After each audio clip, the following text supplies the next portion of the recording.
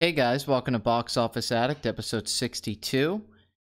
This is my weekly live stream podcast where I cover the weekend numbers, break them down for you guys, and I have a free-form discussion with the chat where I answer some of your questions and we just kind of talk about movies or other things that are going on in the world. If this is your first episode, I hope you enjoy it.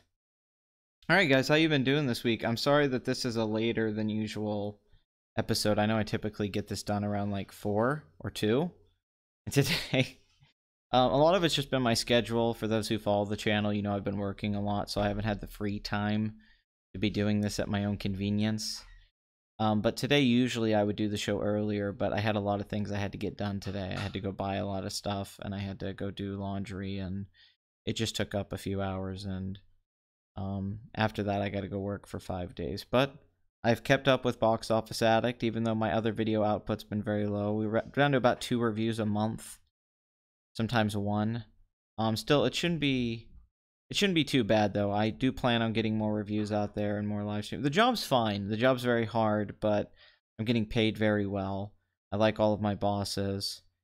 I like my environment, the atmosphere of the work, and I'm having a good time. I enjoy being at work. It's just a lot. It takes up a lot of free time. I'm working over 50 hours a week right now. So I'm tired a lot. But I'm gonna have to just work around that. I'm trying to eat healthier. I bought some carrot juice, and I'm gonna try to eat more fruit and vegetables and get my body a little healthier so I have more energy and I feel better and I can stay awake longer when I get home to actually do more videos. Basically, I get home in time to do stuff. I get home in time to do live streams or make a video. It's just a lot of the time I'm so tired and I have other things to get done, but I need to just try to make an hour or 2 hours out of my night and spend some of that editing, and then I could get a video coming out every week. I'm not saying I'd make a video every few days, but I could probably make a video a week plus a live stream or 2. So I just have to find a way to manage my time to be able to do that. So I'm not always up against a wall like I am right now. But because this is a later episode, we probably won't have as many people in here as we usually do. I doubt we're going to get like Bathory or some of the regulars, just because, yeah, it's a Tuesday at 7:45.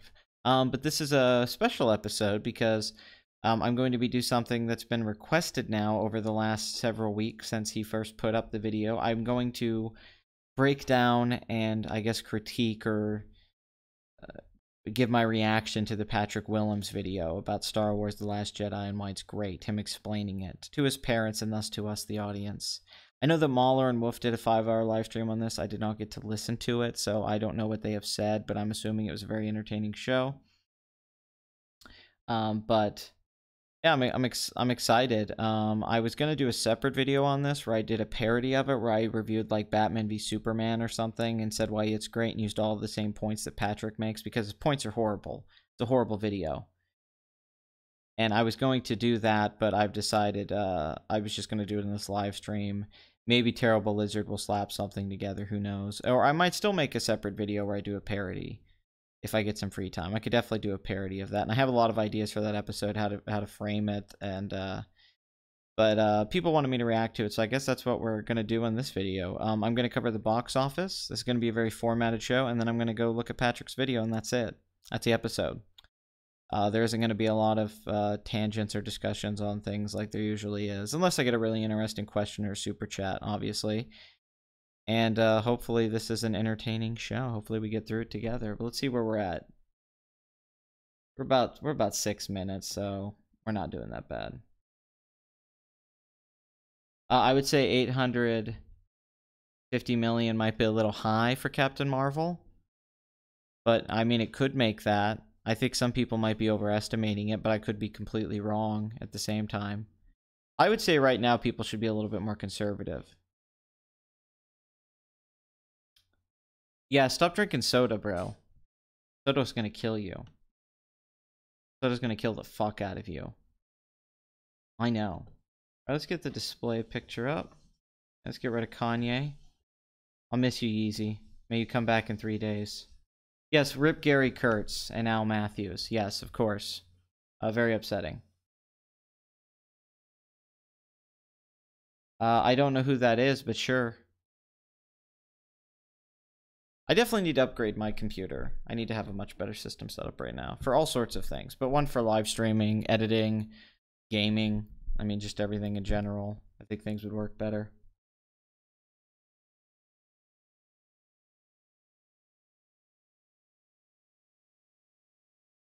You guys are ridiculous.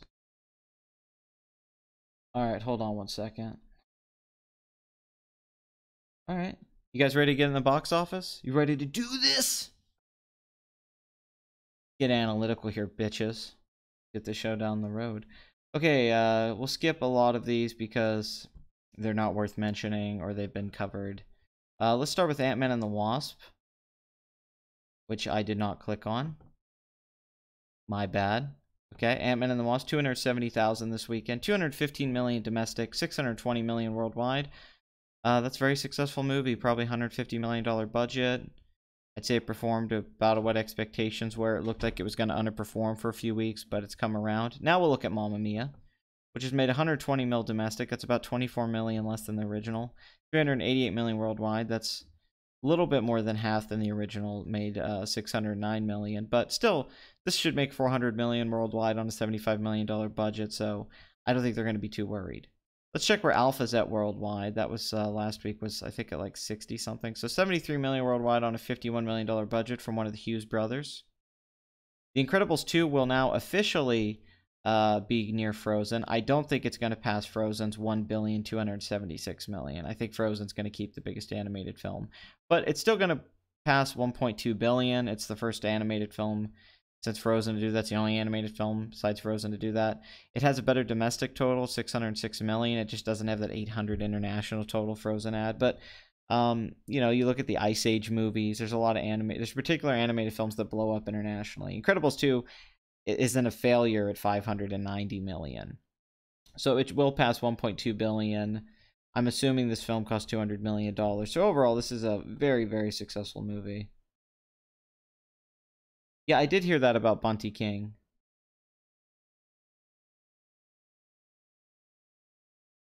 Hotel Transylvania 3, 575,000, 166 million domestic, 507 million worldwide on an $80 million budget from Genndy Tartakovsky. This is the third and most successful in this franchise. I'm assuming there'll be a fourth one. Black Klansman from Spike Lee, 76 million worldwide on a $15 million budget. That's a very successful film. One of his most successful films. The Wife made 890,000. That's 4.8 million domestically. Not doing that great. Had a 20% drop. That's pretty good. Assassination Nation, which I remember seeing the trailer for, and it was horrible. 1,400 theaters, $1 million opening weekend. I don't know what they were thinking with that. Disney's Christopher Robin made $1 million this weekend. 164 million worldwide on a $75 million budget, plus with marketing. I don't think they've broke even, but the film's not a disaster. It should make 100 million domestic. Mission Impossible Fallout continues to be the most successful of the franchise and of Cruise's career. 1.1 million, 218 million worldwide, $778 million worldwide, 218 million domestic on a $178 million budget. So we got all eights there. I don't know if it'll reach 800 million worldwide. It should. So overall, I mean, what haven't I said about this movie? Its success, comparing it to the other films, adjusted and unadjusted. But overall, Fallout's a big hit, especially in China. Unbroken, Path to Redemption, 1.2 million. That's a sequel to that other Unbroken. I didn't even know this was coming out. This opened at 1,600 theaters. It looks like it won't make 10 million domestically. It had a drop of 42%, so it's not doing great. Life Itself, 2.1 million in 2,600 theaters. This is a terrible opening weekend. This film got awful reviews. This stars Oscar Isaac, Olivia Wilde, Annette Bening. Yeah, I don't know why they went so wide with this when they knew the reviews were bad. I don't know what they were thinking. That's just a bad release. Searching, the well-reviewed web thriller starring John Cho. 54 million worldwide, $23 million domestic. I'm assuming this film's broke even. I don't think this film cost very much. That is an assumption, though. I don't know. Can somebody find out how much this movie costs? Not much is going on with me. No, I don't think there'll be a decline in superhero movies. I don't think that's coming for a very long time.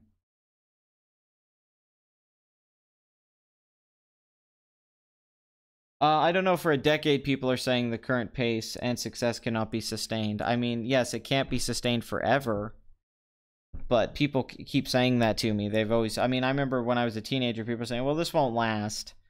Or in 2020, people are like, it'll be over, and it's clearly not going to be done by 2020. So I don't know. I think we still have another decade of superhero movies. I don't see Marvel taking a huge dip. I mean, we still have, you have to think Black Panther 2, the next Spider-Man movie, Wonder Woman 2, the next Avengers film, and then Captain Marvel and the other new films are going to do Doctor Strange 2. There's just still a lot left. I mean, quite frankly, there's still a lot left to do. And if they make a good Batman and Superman movie again, I mean, you got to think about it this way. Comic books have been around for decades and have fluctuated, obviously, in popularity, but comic books are still around and still very known. So I don't really know if that's necessarily true about the comic book thing. I don't really think that's... They seem to be there. I just wonder if the tide is already broken. I don't know. People keep saying that, but once again, I don't know if that's true. What do you think about the cardboard cutout they have playing Captain Marvel? The Captain Marvel trailer is really interesting because Brie Larson's a good actress if you hate her or not. I hate her as her politics and her bitching on Twitter and how insane she sounds and stupid. Quite frankly, she comes off like a dumb person. But she's really good in Room. She's been really good in other movies I've seen her in. So I don't think she's a bad actress. The problem is how her performance is coming across in the trailer, which seems more like a miscalculation on the producers and filmmakers' part. And I like the filmmakers. This is Ryan Fleck, and I think Anna Bodwin, who made Half Nelson, which is one of my favorite films of the last, 20 years. And then they made another really good film, Sugar. They're not bad directors. Little sound effects on the side there for you. They're not bad directors. Ryan Fleck's a very good director. So they have good filmmakers behind it. It's just a tonal thing. I also don't dislike the period piece time jumping aspects, that the story takes place in the 90s and the 2000s. That seems like fun. I like that vibe in the trailer. A lot of it shows, so much of it seemed generic in the trailer. Like we've seen this stuff before. Although it's amazing to see Jude Law playing a bad guy or something like that in a series. He looks awesome. I'm excited about Jude. Jude Law is great. The biggest issue I have, is Brie Larson in it. It is just scenes from the trailer and shots, so we're not getting a full view of it, but there's a reason people are making fun of the facial expressions, or the lack thereof, and what seems to be... See, here's my theory. Here's what I think happened. I don't think it's Brie Larson, and I don't think it's her lack of acting ability. A lot of people are just saying she's a bad actress. I disagree with that. I don't think Brie Larson's a bad actress at all. I also don't think that Kevin Feige and Marvel has this SJW agenda. I think the problem is, I think they couldn't fight the temptation to make her seem above it all, and it's biting them in the ass, and it could hurt the movie if that's throughout the whole film.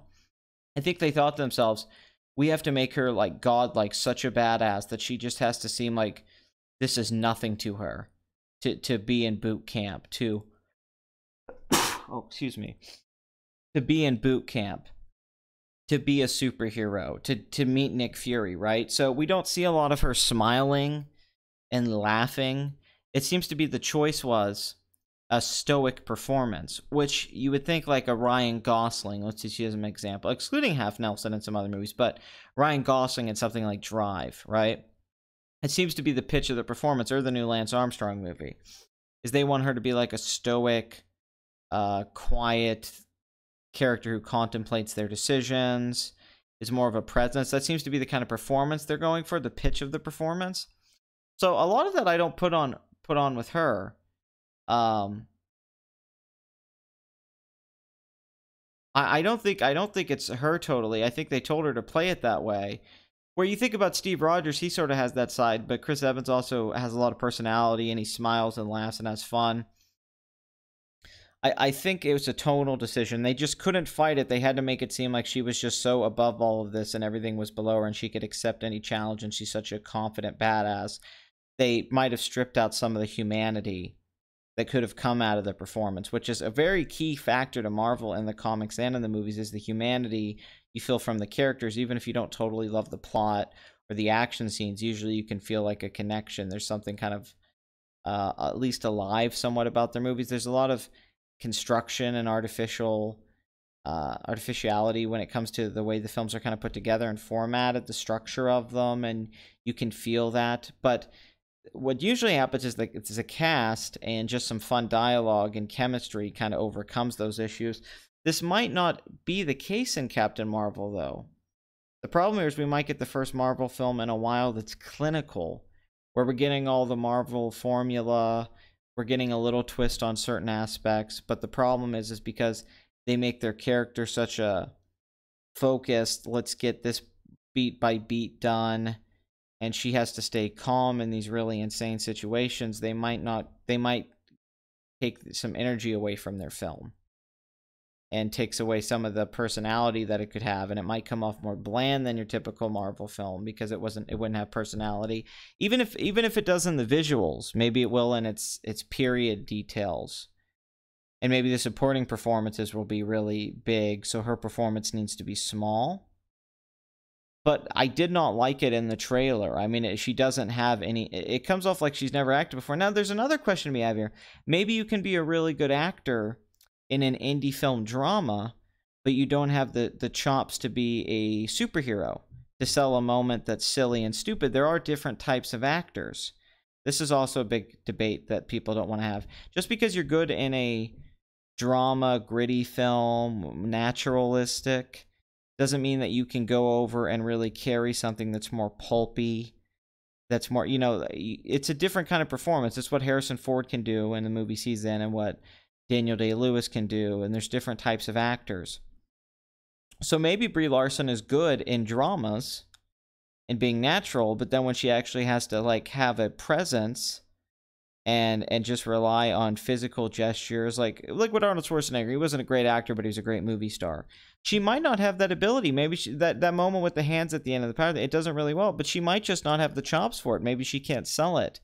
Maybe she can't sell being in the costume and standing there and deal with make the special effects feel small, is what an actor like that has to do in a movie like that. They have to make the special effects feel secondary and not drowning their performances. This is why I really like X-Men First Class and I really like Days of Future Past, because I like Michael Fassbender and James McAvoy so much. I think they're way above the special effects and what's going on around them, that they actually craft performances. And then they actually feel like real characters and not just comic book stereotypes. They don't feel like archetypes because they're actually really getting meaty with their performances. And same to Patrick Stewart and Ian McKellen. I really like that about those movies, where I feel like Marvel is always at the risk of the movie being more of the star than the performer. If the performer can't rise to the special effects, you get lucky with a guy like Robert Downey Jr. No special effect is ever going to be bigger than that guy. Chris Hemsworth's proven to be very good at that now. You know, Chris Pratt can overcome that. He has the... I don't think Chris Pratt would be brilliant in some, you know, Academy Award winning drama series. So I think he could be good in certain roles in movies like that. But I don't think he could, you know, would be the guy I'd want to see cry and get all serious. You know, there's different... So I just know Brie Larson might just be miscast. It might not even be her acting ability. It might have been miscast. They might have cast her because she was hot, coming off Room and all of this buzz, and it felt like the right decision, and their risks usually pay off, but maybe that risk, for the first time in a big way, will come back to bite them in the ass. Because perhaps she just doesn't have the chops to carry a blockbuster. Because her performance isn't great in Kong Skull Island, you know, I mean, it's definitely something that needs to be talked about. That's the question. I'm upset Telltale. I think Telltale makes very good stories. I really like their stories. I mean, it is just old school point and click, and the gameplay is non-existent. But I love the scripts of those games. I think those Batman games had great writing. The Walking Dead games. I mean, I like their writers. In fact, I'd say maybe those guys should find a career doing something else. I think I get why their games aren't really making money, despite the critical acclaim. I think they would probably be better off just maybe writing comic books or something, or doing animation, or doing something where they could just tell their stories. I'm not really sure if... They have some good writers there. I'm not really sure if they were meant to make video games. because they're just not very involving as games, and I think the gimmick ran out. I think people got attracted to Walking Dead because it was like, oh, I like the story to this game, and I like that it puts me in these moral situations. But the problem is they overextended, and I think people are like, well, I'm not going to pay for that. I'm not really getting to play a video game, and I can just watch the story on the internet. That's what I started doing with their games. I started watching Let's Plays, and I think they really got affected by that because there's really no reason to play the game. The only reason you would play the game is to see how the stories play out. You wouldn't buy it to play the video game itself. It's not much of a game, and I think that affected them greatly. I don't think they thought of that coming to bite them in the ass. So I'm upset. I hope the people who work there go on to do something else, but probably not video games. That's probably the real... In Alien 3, that's a very good comparison. I didn't know he quit YouTube, no. I did see Jim Trash Tonka, yes.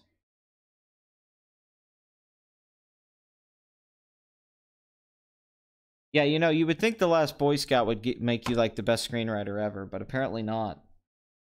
I guess you can't write a fucking Predator movie. Is the issue. Okay, let's look at The Meg, which has been a major surprise success. 2.2 million this weekend.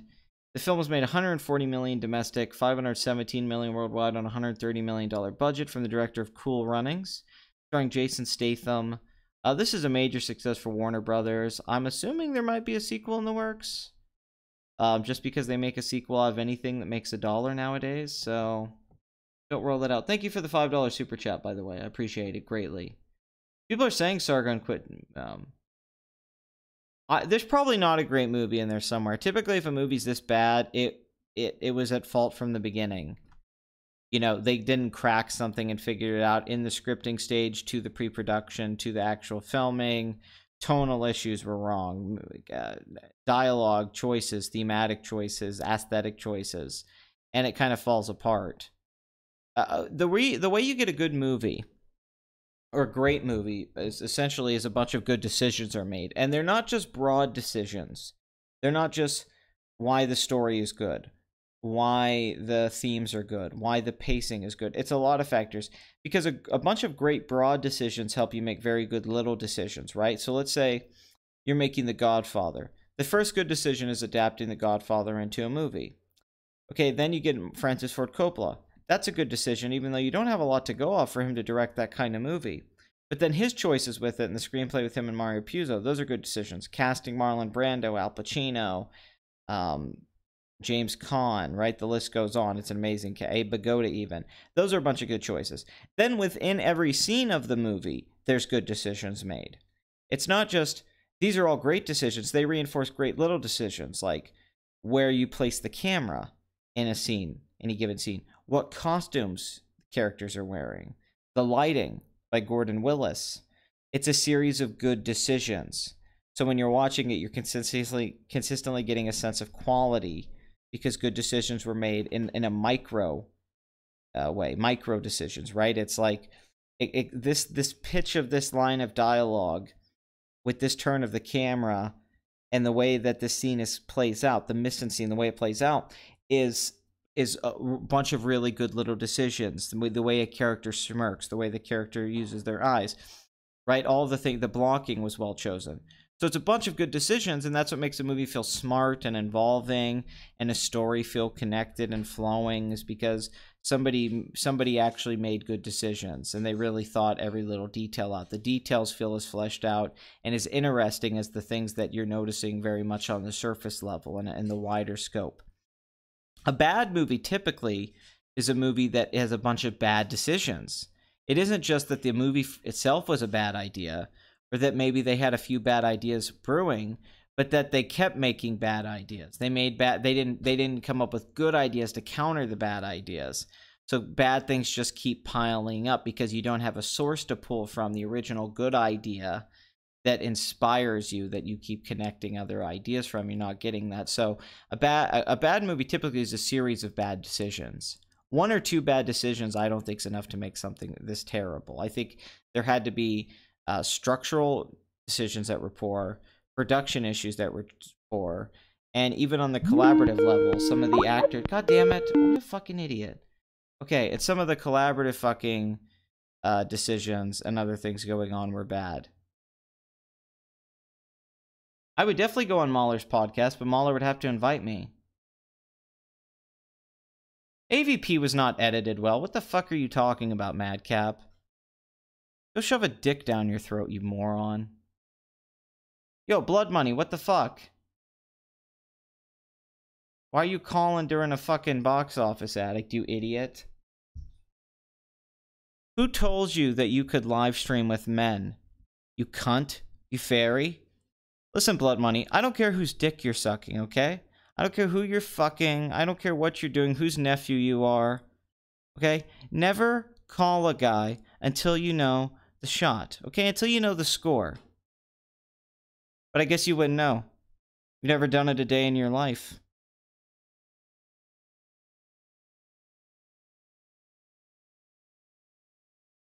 And apparently, Asperger's is easy to mix up with burgers. Just fuck you, movie.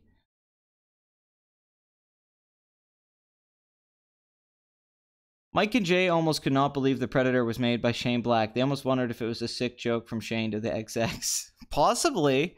That's the best case scenario, is that Shane Black, they just took his movie away and he's like, fuck you. Let's make the most terrible thing ever. Let's just...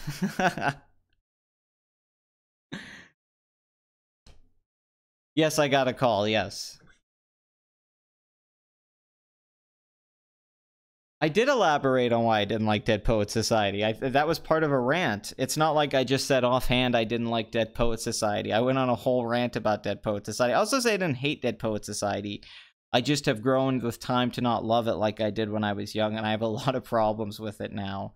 And a lot of it is, I think, that's a movie that's a good example of a bunch of bad ideas with a bunch of good ideas, like Good Will Hunting, where the filmmaking by Peter Weir's genius, the construction of the film, the technical aspects, and the casting's great. And ideas are great, but a lot of execution and little scenes and little details, I think, are horrible decisions, and they're clashing with each other. So you get a lot of people loving the movie, and then other movies, another part of the movie where you're like, man, I could rip this whole movie apart. Almost the whole thing falls apart with this decision.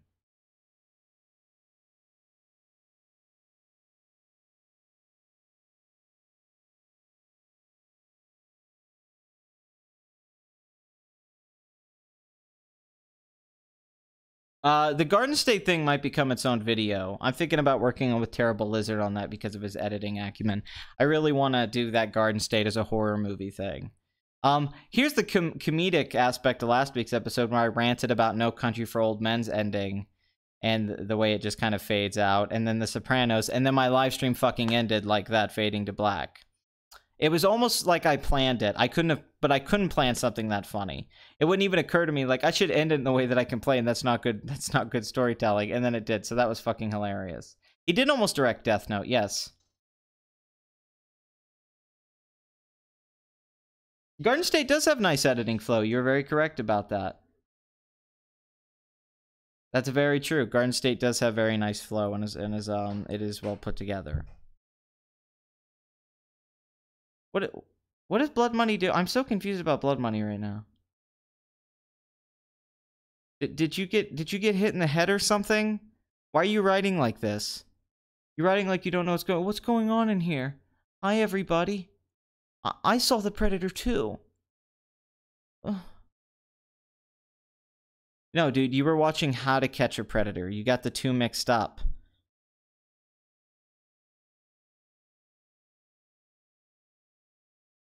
I hope that goes well for you, Dragon.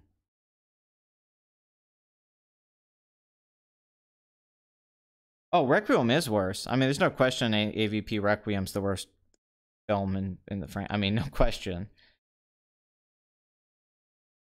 I don't think he wanted to co-host BOA. I think he wasn't paying attention. Hotel Transylvania 3. I just showed up to party, man. I'm here for the party. Okay, Cabin Fever by Eli Roth is a terrible movie, but, let me say this very clearly, but there's something fucking amazing about it. The guy from Detroit Rock City, that guy who's made all of those movies, like indie films that are shit, like Giovanni something. He's in that film as the deputy, and he just wants to party. That stuff's amazing. When he shows up and he's like, "Hey, party, man! You just want to party, don't you, party?" And then later, when Ryder Strong hits him in the show, "You ruined the party." That stuff is great. Hey, man, you want some water? I'll get you some water. Eli Roth can retire, and I don't bring up Eli Roth randomly, as his film is the #1 movie this week. What are the best cheap editing programs? I don't fucking know. I mean, nothing's really that expensive. It's not that expensive to get like Sony Vegas or Final Cut or... I mean, if you're talking like really low budget, Cyberlink's Power Director stuff's the best cheap editor for sure. iMovie. If you're going like cheap, like free, or like if you don't want to spend a few $100, I guess, It does. Detroit Rock City will show up on Underrated Classics, by the way.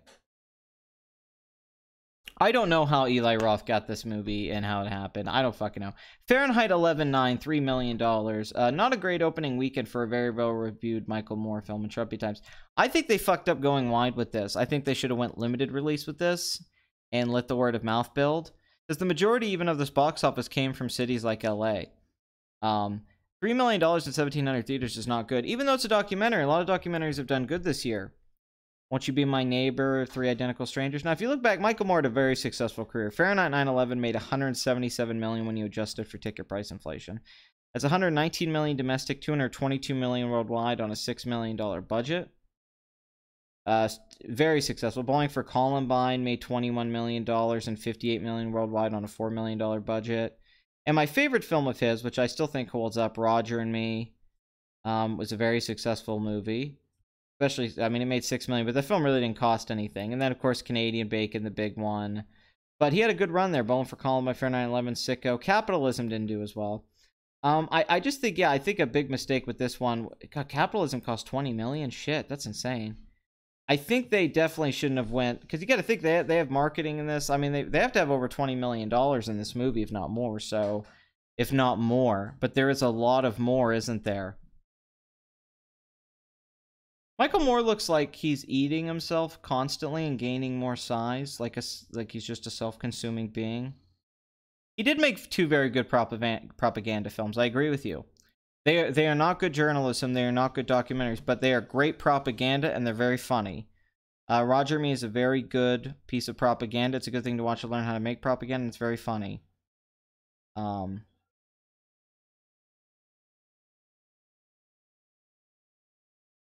Well, no, but Michael Moore used to have more hype. It's not really that it used to lean to a political party. Michael Moore movies used to be kind of an event. He used to have better counter marketing.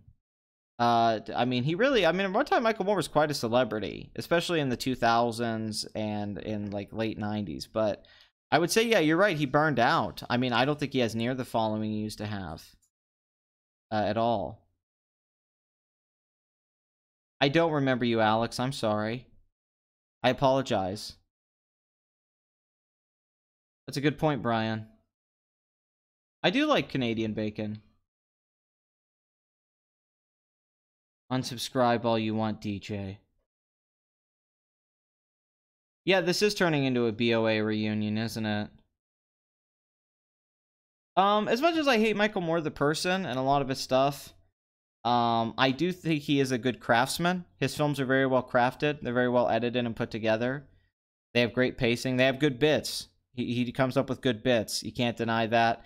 And his films have a lot of energy. They're very entertaining. I mean, it's hard to deny. If you like film craft, more so, let's say, than what the message of the movie is, you can appreciate Michael Moore.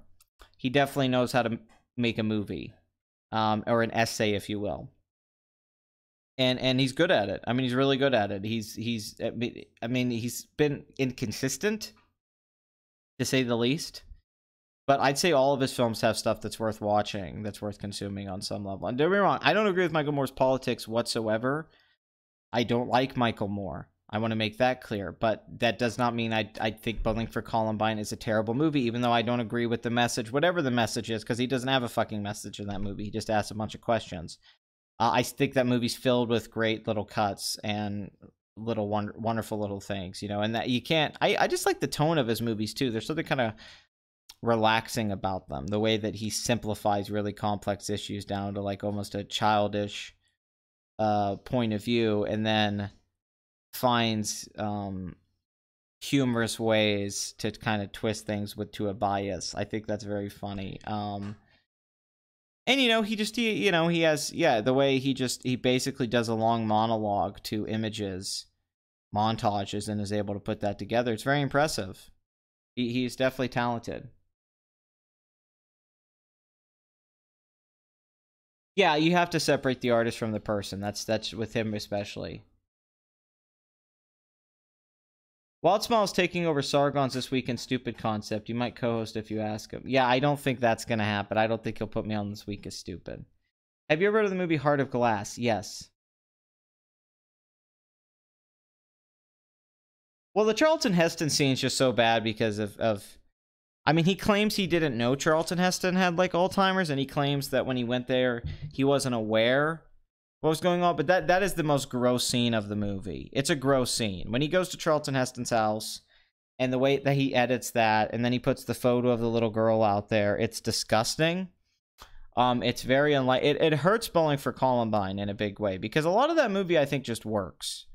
Love it or hate it. If you love guns, if you hate guns, something about that movie just kind of works. There's a sense of purpose to moments of it. Michael Moore, you know, like, him going to the bank and buying the gun, even though that's bullshit how he presents that as editing. His stuff with Canada being bullshit. It's just funny. Those scenes are funny. I mean, and the cuts are really clever. The kid shooting the gun at the arcade and then talking about the movie and then him cutting to, and then using happiness as a warm gun and all. I mean, he just makes a lot of really good decisions. Him bowling at the end. The interview with Marilyn Manson. That's just good stuff. That's good stuff. I mean, it really is. It's just entertaining.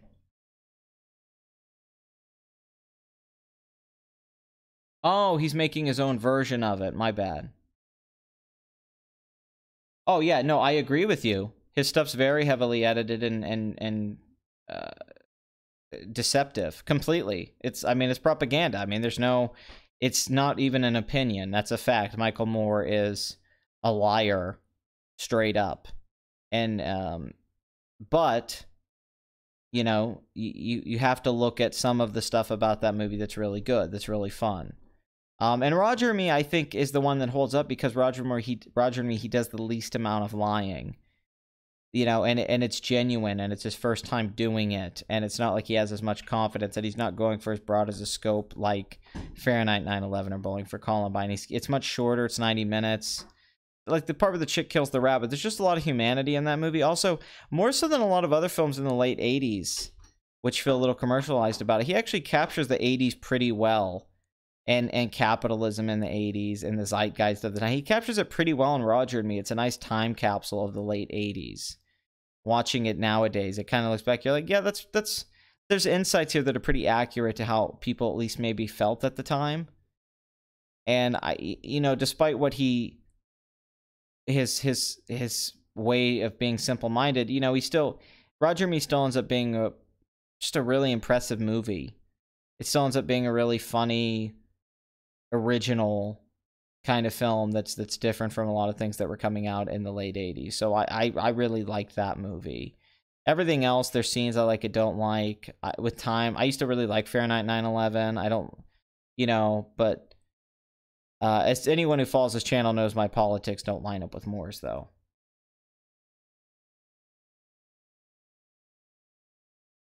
Yeah, that's the thing with Roger and Me, is it feels the least edited in that way. Scenes actually just get to play out. And Moore's voice just feels fresh at the time. It doesn't feel as cartoony and the stereotype of Michael Moore. If you go back and watch that film, it feels like a guy discovering a format on how to make a movie this way and how to put it together, and finding his confidence in his comedy and all that stuff and his timing. And it's in that movie. It's got this kind of discovery of like, oh, wow, this is neat. He just kept repeating it. Every movie's basically been Roger and Me.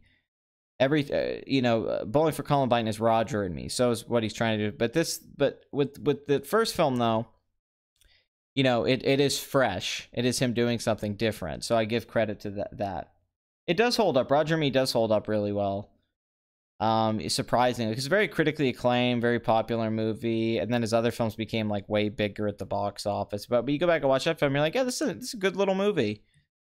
It really is. Like, unfortunately, Moore probably got too big for his own shoes and pants, literally and figuratively. He got too big for any pair of pants.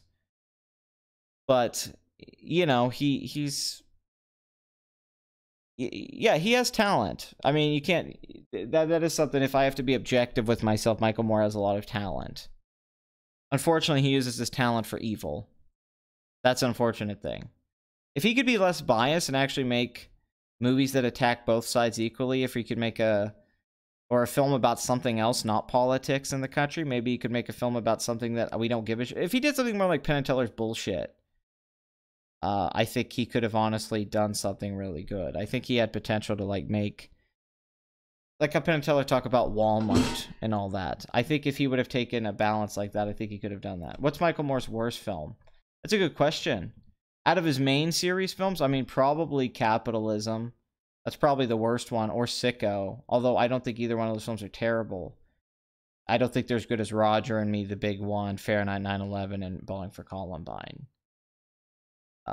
But probably Capital. It's his sloppiest film, I'd say, is Capitalism.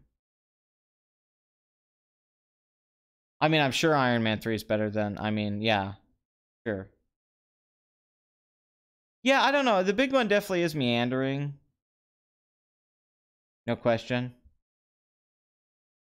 Why debate Mahler about Shane Black's film status? What does that mean? Does Mahler, I mean, doesn't Mahler like Lethal Weapon and Kiss Kiss Bang Bang, but he doesn't like Iron Man 3 and I mean, I don't like Iron Man 3 and I didn't like The Predator, so I probably agree with Mahler. I'm sure me and Mahler both like Lethal Weapon and The Last Boy Scout and all that, don't we? Don't we both like Kiss Kiss Bang Bang? Like, I mean, Shane Black's filmography isn't perfect.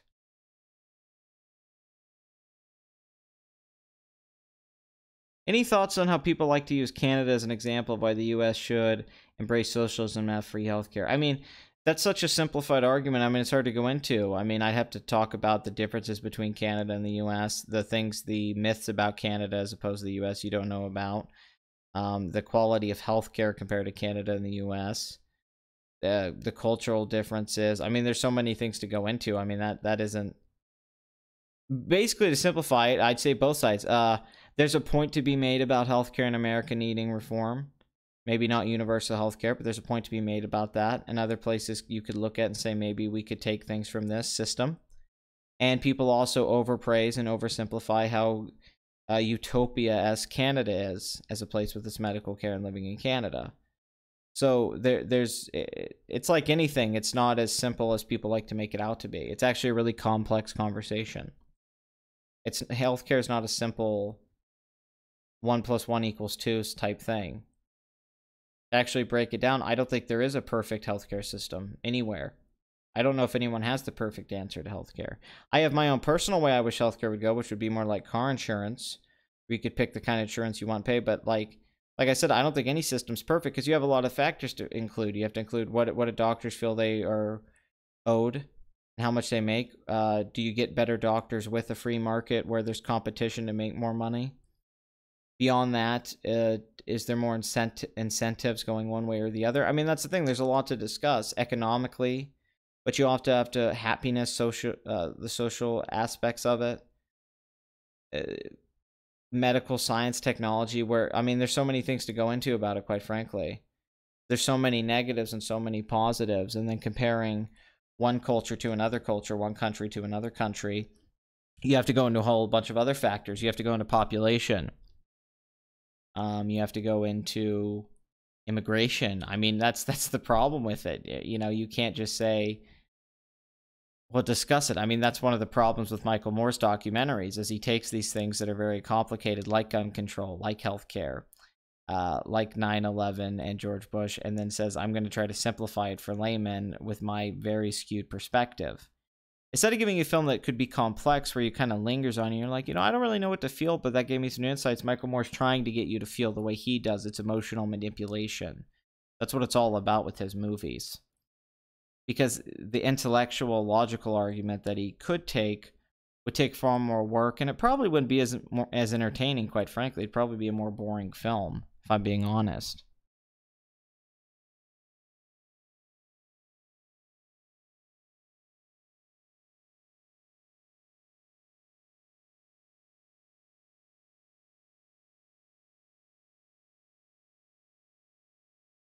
I love Herzog's documentary films, yes. I love almost every Werner Herzog film. I think he's one of the only directors with a great filmography across the board. Even a bad Herzog film is worth watching. Which, you know, they're never boring. That's one factor of Herzog that really stands out.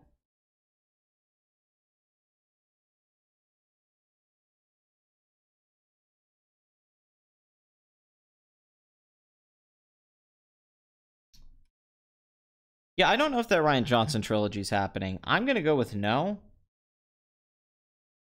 Shit, we've been running long. Anyway, 3.2 million opening weekend and 1,700 theaters. I think they overreached going wide. I think they thought it would open better. This is not Fahrenheit 9/11. It doesn't have near the media hype when Bush was in office. Everybody's talked about Trump. I mean, this could still do well, you know, by word of mouth, but I don't know. I think this was a miscalculation. Peppermint, 3.6 million. Made $30 million so far domestically, $36 million worldwide on a $25 million budget from the director of Taken. White Boy Rick, starring Matthew McConaughey, 45% drop, made $17 million domestic, $29 million budget. Not doing horrible, but definitely not doing well. Crazy Rich Asians continues to be a huge hit, 6.3 million this weekend, 159 million domestic. That's a 27% drop. 207 million worldwide, a $30 million budget from John Chu. The Predator, directed by Shane Black, had a huge drop, which was expected, 62%, 9.1 million, 40 million domestic on an $88 million budget, but worldwide has made 96 million. If you remember, Predators made 128 million worldwide. So the question is, can this make like 150 million? But even with that, you have to include marketing. This is a bomb. I mean, I don't know you could spend this in a pot, especially with the drops. This doesn't look like it's going to make much more than 60 mil domestic, I think.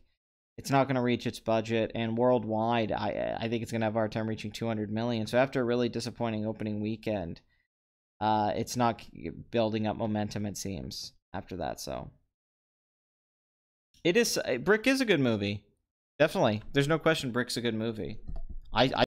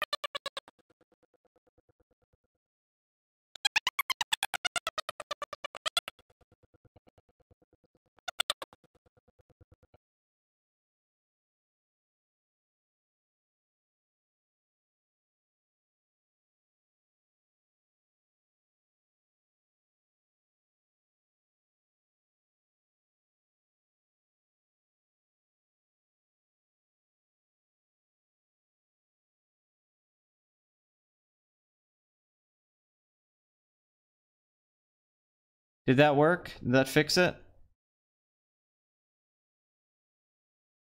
Is that working? We literally can't understand. I believe you.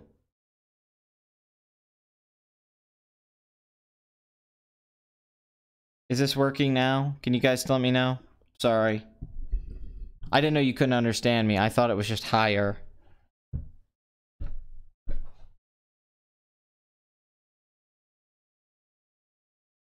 Whole sentences speeding up to...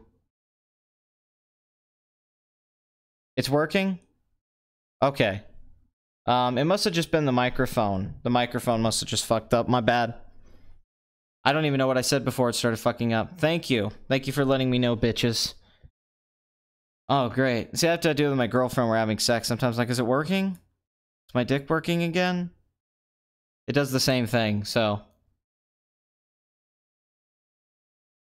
Okay, cool. You guys can hear me again. Sweet shit. Sweet shit, motherfuckers. I was talking about the success of The Nun and horror movies right now, I think.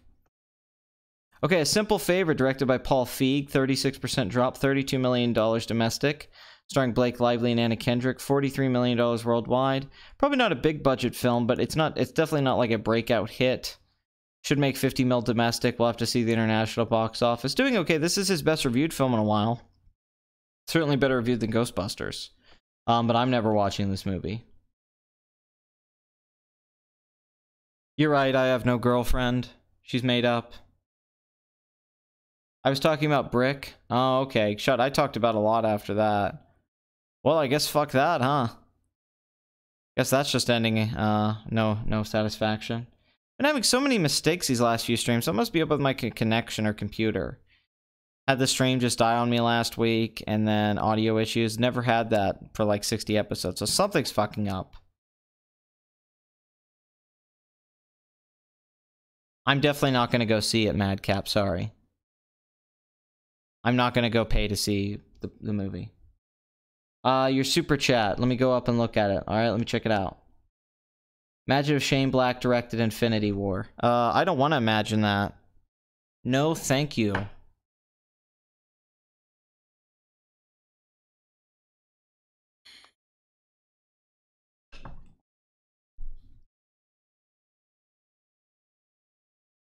Oops. Give me 1 second. Alright. Cabin Fever. Oh, come on.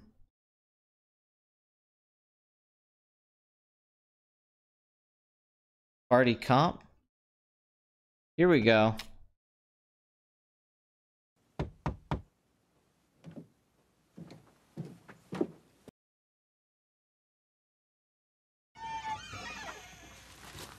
Morning, son. Deputy Winston, Bunyan County Sheriff's Department.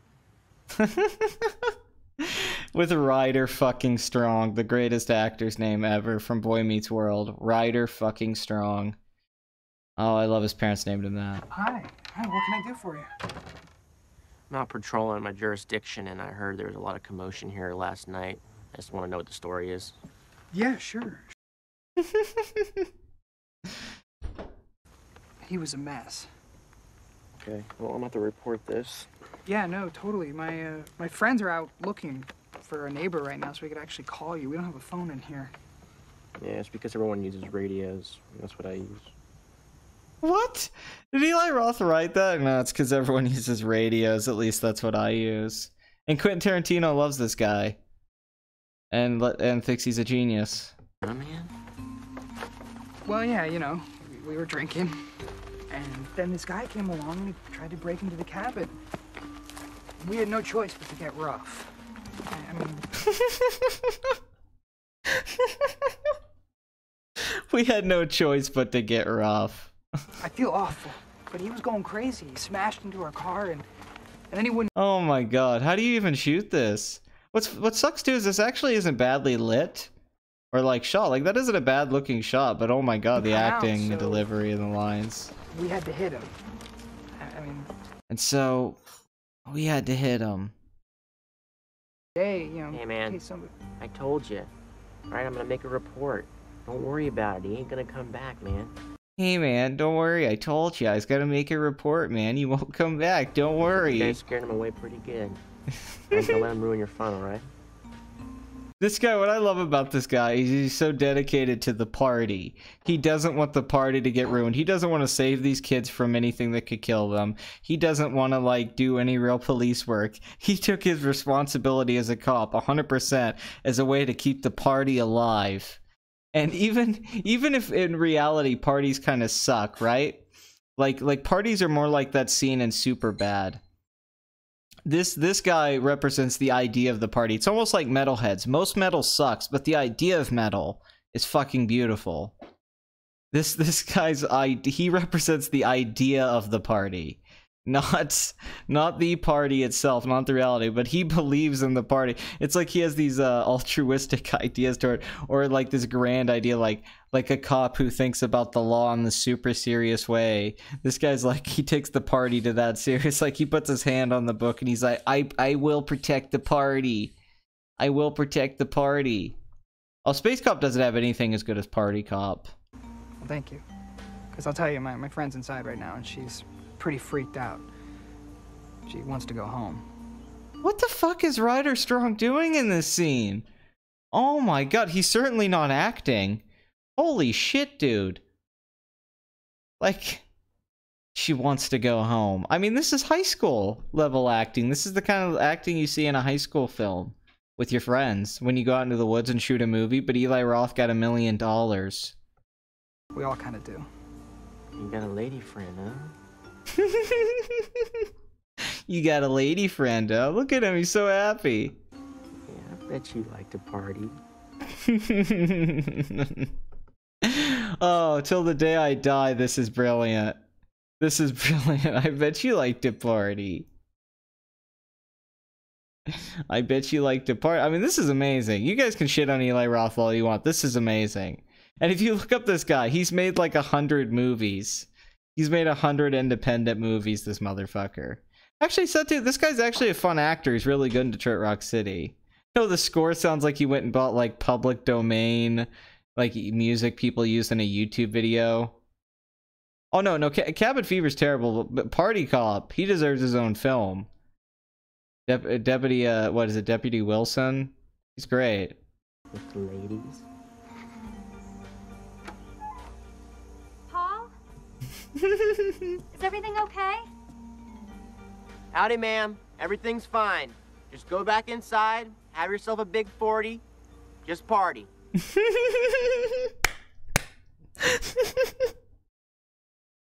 Go back inside, have yourself a big 40, and just party. I remember saying that for years.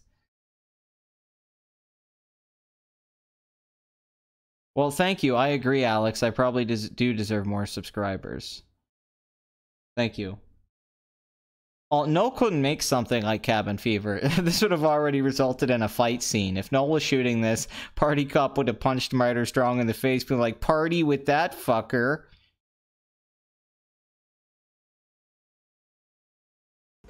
Go and drink some 40s, just okay. party. He's the cop that shows up to a party and he's like, just keep partying. You're not partying hard enough. I'm gonna take you in.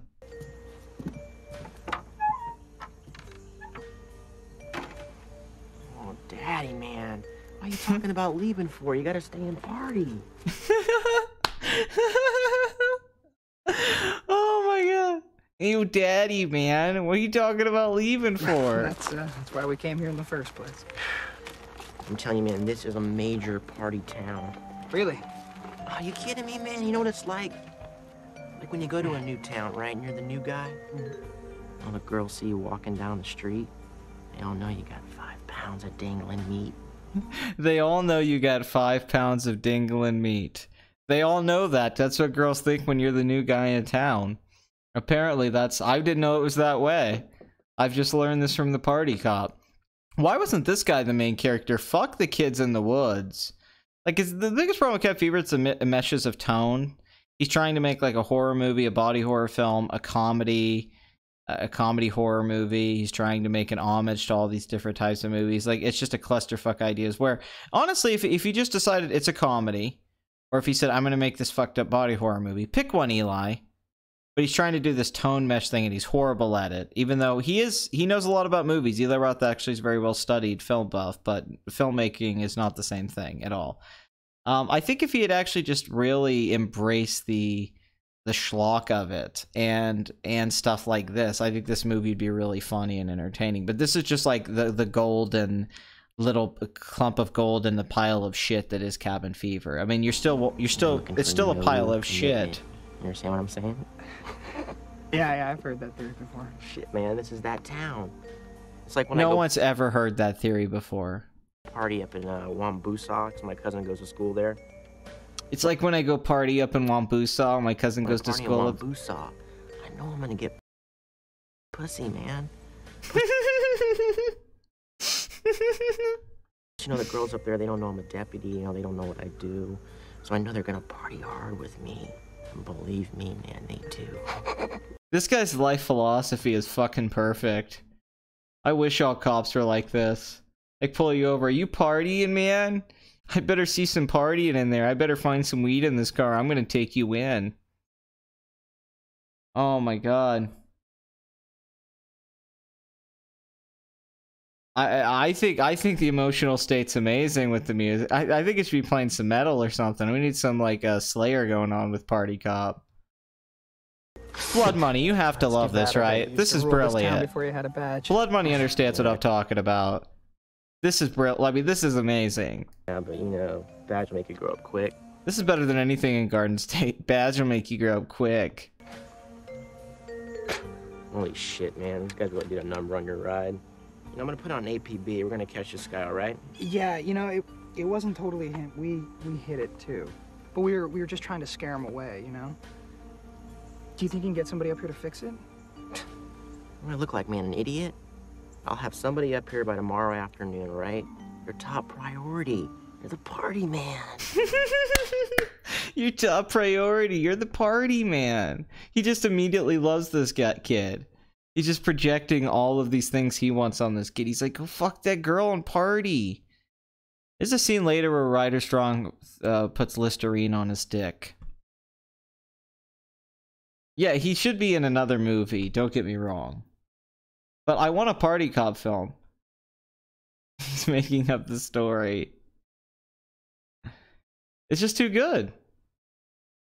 This shows Eli Roth does have some level of comic genius. It's just hidden. Do you realize how many great parties we're gonna have? Fortune shined on you, brother. I know where all the big parties are at. Listen. I love the world that he lives in, where there's all these underground, eyes wide shut-esque parties. He's like, I know where all the parties are at. There's just a endless amount of parties in these woods that he'll take him through. That should have been the film. Fuck this as a horror movie. This should have been this cop like, I'm going to take you through this town and show you, like years before Superbad, the underbelly of it. And you find out it's just Twin Peaks, but instead of it being like the Red Room and another dimension and all these weird characters, it's just a party town. There's just an underground evil party scene that he takes him through, and it gets fucking crazier and crazier. And the party cop's like, I thought you liked to party. He's like, not like this. Not like this. Just remember, my name's Winston, all right? You know how to get a hold of me, right? 911? That's it, my man. Take it easy, all right? Yeah. Best boss ever. Ever. Where's the scene later? He's like, you ruined the party. Ah, Deputy Winston. Wait, they made Deputy Winston a female? Here, have a big beer. Come on, drink up. Got some sexy hair, you know that? Got sexy shoes, too. This guy's smooth as fuck. You got some sexy hair and you got some sexy shoes. On the way, what say we all share an HUG?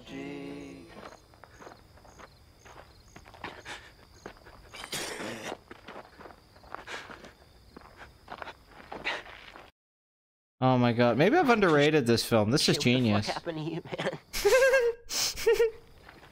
The tow truck. What happened to the tow truck, Winston? Oh, shit, man. The fucking party, man. Oh shit, man, I'm sorry. I'm so fucking sorry about the tow truck, man. I sent it there, it broke down. I had to get a tow truck to get that fucking tow truck. Man, what do you need? You need a fucking ride? This guy's so cool. He's like the nicest guy in the world.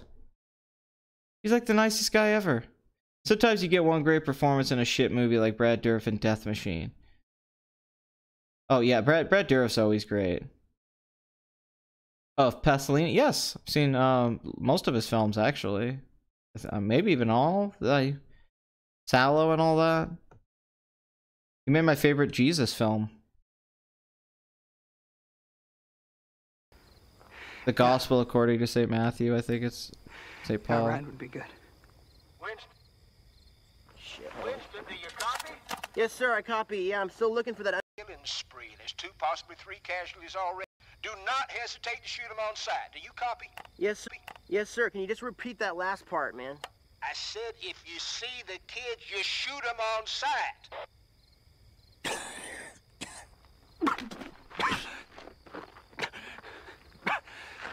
So how about that ride, Winston? Oh, what the fuck? You shoot him! Hey, man, I can't. You heard that walkie-talkie, dude! And the fucking gun's in the car, man. I just want to get into town. Hey, why don't you just fucking Get away relax from and you, grab a fucking beer? fruitcake! Back off! You're not going anyplace! Party. Okay, that guy's brilliant, the guitar guy. Fuck! Shit, man.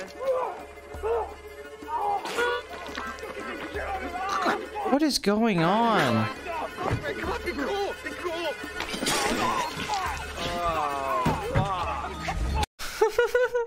This is insane. Look how upset Deputy Winston is that he dropped his bottle. Look, he's like, this is like an apocalyptic moment for him. The bottle on the ground. He now knows the party's over. You fucking idiot. You just fucked up the whole party, you fucking idiot! And he doesn't mean you fucked up the whole party as in this particular party. He means the party as an ideal. He means everything right now. You fucked up everything. You did it, you bastards. You blew it up. You blew up the fucking party.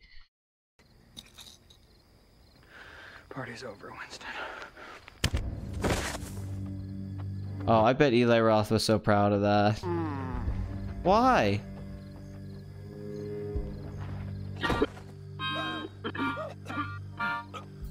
Okay, that's great. The party's never over, by the way. You can try to kill Winston and what he represents in the party, but you cannot kill an idea. I had a dream of a party that went on all night, where everyone was high and fucking. I had a dream that I partied till I died. I had a 3-way with an Asian twin. And then he hit me with a bat. There was nobody partying for Winston. But, oh God, I love you, Winston. May you live on, Deputy Winston. And may the party live with you. God bless your service to this country. Fuck Dirty Harry. Fuck all. What the fuck is this?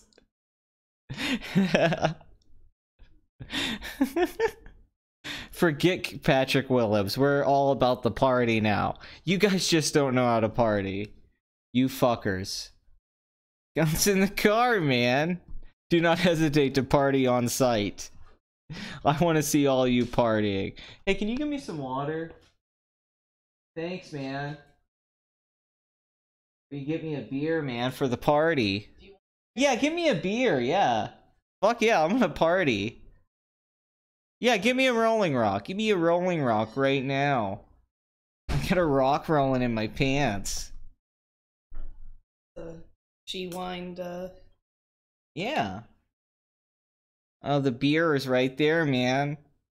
Rolling Rock, it's like Angry Video Game Nerd. Alright, man. Oh, shit. The thing. It's okay. The thing just fell. Alright, everyone who got a drink right now, I dedicate this to the fucking party. Oh, I got a 12-ounce beer right here, so live on, guys. should I drink? You always drink. You always fucking drink. What do you mean, should I drink? You don't need my permission, you alcoholic. It's wine, it doesn't count.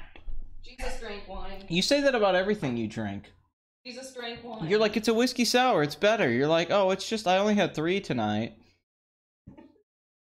You fucking lie. You are on the internet. Quit making. You make yourself sound bad. No, you're saying you're out here partying, and I want to party too. I'm not no, the party cop is here. I'm following the party. I'm following Deputy Winston's philosophy, okay? You need to read the literature on this stuff.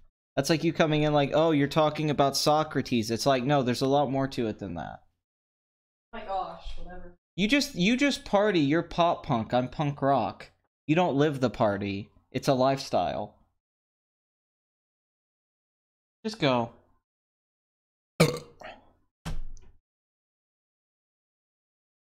Oh, if only it was a Heineken. Fuck that shit, Pabst Blue Ribbon. Welcome to Party Addict, everybody. Grab your beer and party. Get a big 40, man. Just keep partying, man. Like, you know, you go up to town, there's lots of pussy. So much pussy right now. Damn. It's a little skunky. Because the place I bought it clearly let the beer get warm, but not bad.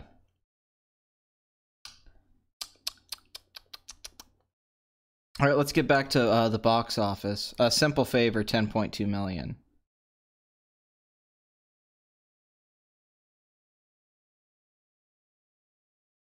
Of course she loves booze. How else could she put up with my shit?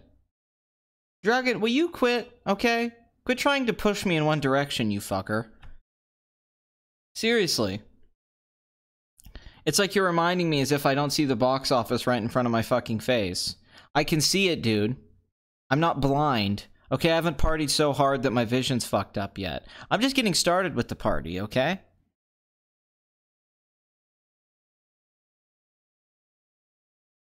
Party you will. To the #1 movie and the featured film of this week. Eli Roth's most successful film, opening weekend in opening weekend terms, and his best reviewed film. $26.6 million from the director of Hostel, from the director of Cabin Fever, from the director of Hostel Part 2, from the director of that cannibal film that nobody cared for, from the director of Knock Knock with Keanu Reeves, where 2 chicks rape him and then play games with him, comes The House with a Clock in Its Walls, which is the worst fucking name for a movie I've heard in a long time. Jack Black, I just recently saw in interviews complaining about this. He's like, why don't you call it The Clock?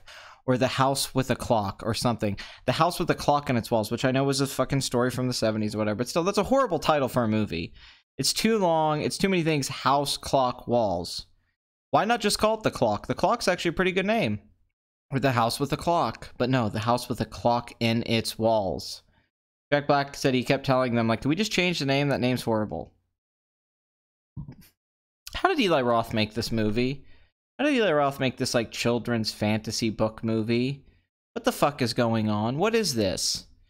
Eli Roth made a movie with Jack Black and Cate Blanchett? Like, what world am I living in? That he made one of these kinds of movies. Green Inferno, that's correct.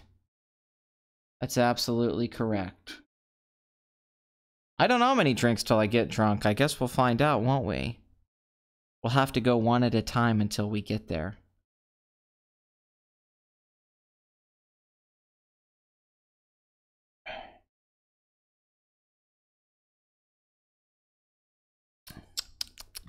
I'm glad Bathory's here, though. I missed you, babe. Alright. The House with a Clock in Its Walls. Had a good opening weekend. 26.6 million, especially when the budget's only 42 million. What the fuck? Kyle MacLachlan's in this movie? Cooper? What? The fuck is he in this movie? Well, good for him. Let's attribute this to a few things. Jack Black, coming off Jumanji, is a name. Cate Blanchett, Thor 3, is a name. Good marketing, I guess. I mean, honestly, I didn't know the budget was so low. I would have figured the budget to this movie was like $60-80 million. 42 million is a low budget. All around. This is supposed to be a small movie. And even with marketing and all that, a $26 million opening weekend, I mean, honestly, this isn't bad. Is this the best opening of Eli Roth's career? It's I mean, I don't know if it'll be $100 million film or anything like that, but this certainly isn't a bomb, and it's going to run through October, and you have Halloween, so good for them. Good for everyone involved. You fucking did it, Eli. I told you could fucking do it, man. Death Wish, which came out the same year, holy shit. $34 million domestic on a $30 million budget, had a $13 million opening weekend. Knock Knock made $36,000. Green Inferno made $7 million. Hostel Part 2 made $17 million. Hostel was actually a hit. That film cost $5 million and made $80 million worldwide. And adjusted for ticket price inflation, it made $66 million. By the way, Hostel's also shit. Cabin Fever made $21 million on a $1.5 million budget. $30 million, really. So I guess Cabin Fever was a hit. So Eli Roth has a couple hits, and he was in Inglourious Bastards and all that shit. So yeah, this is a minor success. This obviously isn't a breakout hit like if it opened to 40 or 50 million, but certainly not a bomb. And with the international box office, you have to assume this movie's going to end up breaking even. So this is success. The plot hole video, I don't even know. We're gonna watch the Star Wars one. I don't think people cared about the plot hole one. Drunk Enough to Sing from Les Miserables. According to Wikipedia, Kyle MacLachlan plays Isaac Izzard, an evil warlock and original owner of the house. Well, that sounds amazing. I'll watch anything with Kyle in it. Oh, the porn parody. The house with a cock in its walls. Or the house with cock and balls. Oh boy. That is a good title. The house with cock and balls.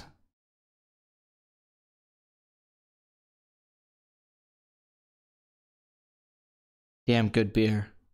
Damn good beer. Alright, well yeah, good opening week at 36 million worldwide. A lot of people left this live stream. Holy shit, like 20 people left. I'm sorry for the cringe, people. I apologize for the cringe. So, the box office addict movie of the week, The House with the Clock on Its Walls. Combination of good marketing, good release date around October. Jack Black, Cate Blanchett. I guess these kind of family films doing well. A good year at the box office. And keeping the budget low. You know, if this film had an $80 million budget, that probably wouldn't be a very good opening weekend. But honestly, if you think about Jack Black's career, also, I believe that the Goosebumps movie did okay. Yeah, Jumanji made $1 billion, but Goosebumps opened to $23 million and made $80 million domestic, $150 million worldwide. So Jack Black is just a movie star. Not everything he makes is a huge hit, obviously, like Gulliver's Travels or Year One, but you know, Tropic Thunder, The Holiday did good, Nacho Libre did good. He was in King Kong, School of Rock's a hit, and a cult classic in many ways. So, you know, and he's everywhere. I mean, I'm a big fan of Jack Black, especially High Fidelity and Tenacious D, but I'm happy for him. I'm honestly, even though I kind of hate Eli Roth, it's cool that he did something different and he's had success with it, so maybe he'll grow as a filmmaker. Maybe he's not just limited. The plot hole one did blow up, yes. Much more so than the other one. Well, the plot hole one created a big debate of whether we should discuss plot holes in movies or not, or if they matter, which they do. Patrick's whole premise is wrong in that. Alright, so I guess let's just get to the Patrick video since we're so long. This is what many people have wanted the last few weeks. Me covering Patrick Willems. Patrick explains Star Wars The Last Jedi and why it's great. 4,000 dislikes, 9,000 likes. One of those dislikes is for me because this video is fucking awful. As is all of Patrick's recent videos. Even though I don't hate every video Patrick's made. But the recent ones have been really terrible. Like the storytelling language of Star Wars. That's a horrible video. But this guy has 200,000 subscribers, so he must be good, right? Obviously, that's a sign of quality that he's not another one of those boring movie essay channels where they don't say a goddamn thing with any kind of insight. And everything he says is just generic normie tier shit to get the most clicks as possible. Obviously, Patrick is an intellectual who understands movies on a deeper level than any of us. Previously on Patrick Explains. I thought you were finally on your way back to the city. Wow, I feel so awake right now. It's 3 a.m. Do you think it's that tea he's been drinking? Oh, wow, this hilarious humor with his parents about the tea he's been drinking. This is so funny. I don't know how Patrick tapped into such comedic genius. What a great premise. I'm going to explain things to my parents across a giant Charlie Rose-sized table. Is there caffeine in it? Patrick, what's going on? Patrick, what's going on? Nothing. I just wanted to come back, see you guys, and have a chat. What's with the camera? Oh, I'm recording this so I can put it on the internet, obviously. I think we're... Oh my god, dude, this joke was dead the first time he did it. I can't believe he's still doing it. Like, really, I just almost want to skip over. I mean, this is terrible. Like, I'm trying to be as nice as possible on this part, because fuck it, this is just a sketch. It's not his analysis, whatever. But, like, dude, that's all you could come up with. Like, hey, look, it's a camera, Mom and Dad. I'm putting it on the internet. We're ignoring the bigger question. Who's that person next to the camera? What's up? Oh, that's just my intern. How the hell did he get an intern? Usually I'm here to talk about movies I think are...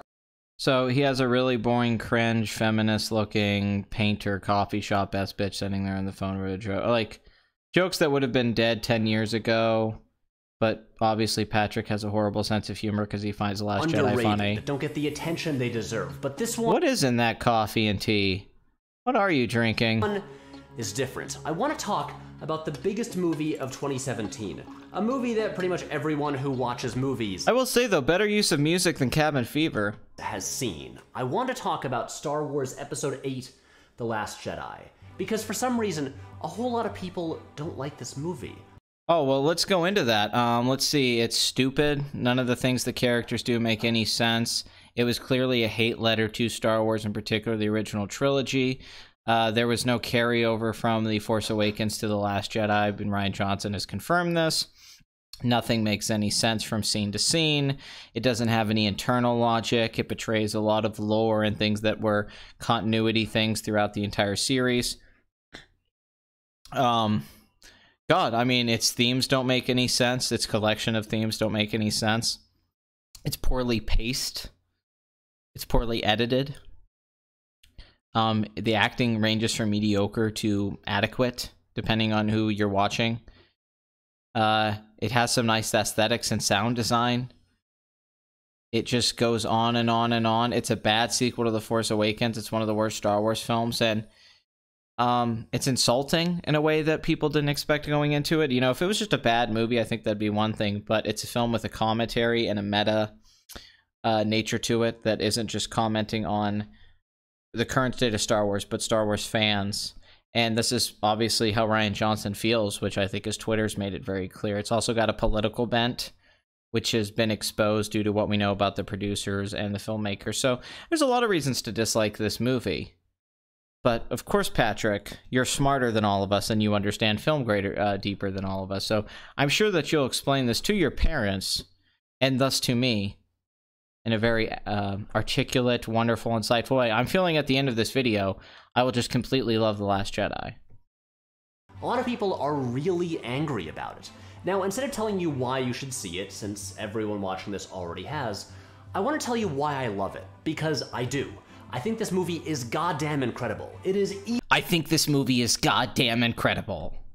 Easily the best Star Wars movie since The Empire Strikes Back. And yes, but what do you think about Batman 89? Also, why do people always say it's the best Star Wars movie since The Empire Strikes Back? Okay, so you have Return of the Jedi, which is a good film with a lot of bad decisions and mediocre parts, but also a lot of good stuff. Then you have nothing but bad movies. So what the fuck does that mean? Like, they always say that. It's the best one since Empire Strikes. That doesn't mean anything. That doesn't, and also, this is not better than Return of the Jedi. Let me make it. This isn't even better than Phantom Menace. I don't know what world people live in. Like, well, at least it's better than Phantom. I disagree. I don't think this film's as good as Phantom Menace. But beyond all that, like, yeah, that doesn't mean anything. That's an empty compliment that people throw out. It's the best one since Empire until the next one comes out. Until the next one comes out. You probably think Force Awakens is better than Return of the Jedi. Who gives a shit what you think? All right, like, who gives a shit? Like, it's Quentin Tarantino's best movie since Pulp Fiction. Yeah, he hasn't made a lot of great movies since Pulp Fiction. Like, Jesus Christ. Everything you say is wrong. Well, I'm glad you saw Clock last night. Did you see a house with a cock and balls in it? Today, we're gonna talk about why. Holy shit. Hold on, guys. Hold on. We gotta get this right. Hold on. Hold on 1 second, you fucknuts. Alright. But I don't have any sunglasses. Hold on. Hey. Hey, baby. Hey. Yo. Yo. Baby. Woman. What the fuck? Hold on, I'll be right back.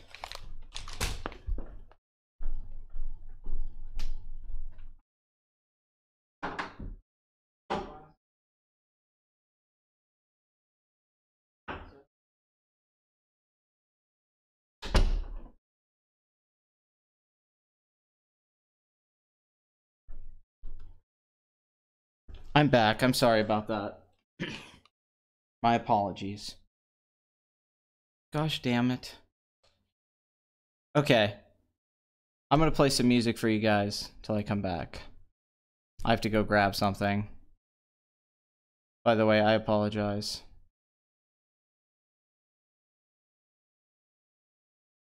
I don't think Last Jedi is better than The Phantom Menace on any level, actually. On any level, quite frankly. I don't think it's got better special effects for the time. I don't think the acting's any, like, far better. I think Liam Neeson's just as good as anyone is in that movie, but the lightsaber duel in Phantom Menace and Duel of the Fates is better than anything. Alright, I'll be right back.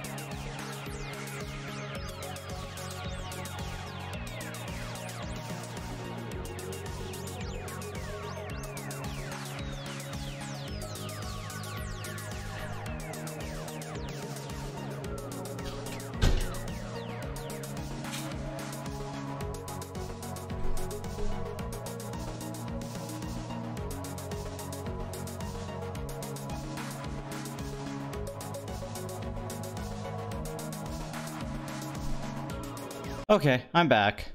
Thank you for waiting so patiently, you beautiful people. No,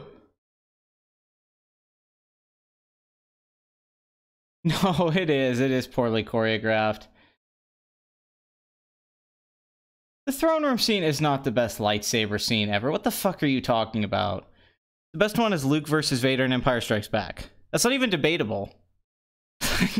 Like, Bathory nailed it perfect. You can see them waiting for their turn. It's the tension between Luke and him in the carbonite chamber and what's going on emotionally and Vader popping out. That's the blocking to that's more brilliant. It's not just a cool action scene. It actually has tension and great little, you'll see I'm full of surprises and all that. Yeah, but you're talking about in general, it's Luke versus Vader. It has the best storytelling. Rey and Kylo fighting them is just them teaming up with each other, which is kind of the point of the scene, and then some cool action beats. That's the whole point. Luke and Vader have so much more going on emotionally. Has so much more going on emotionally, though. The pacing of it, it's better set. The set's a lot more interesting. So, yeah. The dialogue's better, and then you get the reveal with Vader being Luke's father. How do you top that? I mean, that's the payoff to that scene. It's amazing. And then Luke jumping off to commit suicide.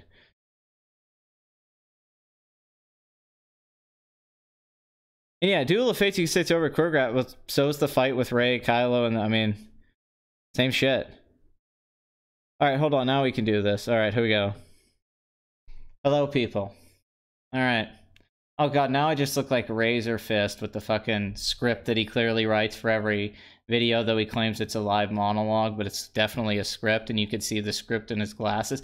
God fucking speed! No, wait. Light fucking speed! It's a Star Wars video. Okay, we're gonna party with Patrick. With Patrick. You'll be able to see him through my fucking eyes. We'll find out.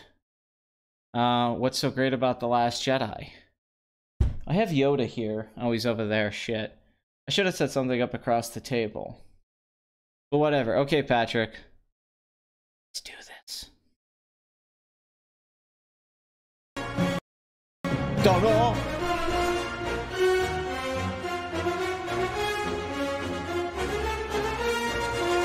So I realize I already lost a lot of you right from the title of this video. Some of you are only here because this showed up in your recommendations, and you wanted a new opportunity to tell a stranger about why you hate this movie, but I just want to say something right up front. If you are— I'm a fucking idiot. That's just what I want to say right up front. I know a lot of you out there think that I'm going to say something new and interesting about this movie, but everyone who's tried to defend this movie's a fucking retard, and I will be no different. I just want to put that across to you, okay? Fine. Oh, you can see the reflection in his glasses, too. Good for you, brother. Oh god, we both even have a drink. Didn't plan how close this would be, by the way. Except I'm much better looking than Patrick, obviously. You're a person who thinks that SJWs, or diversity, or feminism ruined this movie, or if you're going to tell me that I'm a Disney shill, or if you're going to tell me that I should watch a 5-hour rant by some angry guy on YouTube, or if you— Oh, he just threw that out at Mahler. No, it's not a 5-hour angry rant. It's a detailed analysis of why this movie's a shit.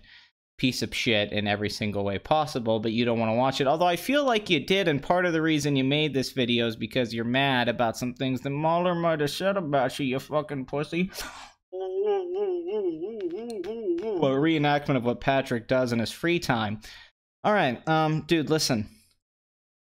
There is SJW stuff in the new Star Wars films. Kathleen Kennedy's an SJW. People didn't just make that up. Okay, we didn't just go, you know, these new Star Wars films are political and I don't like them.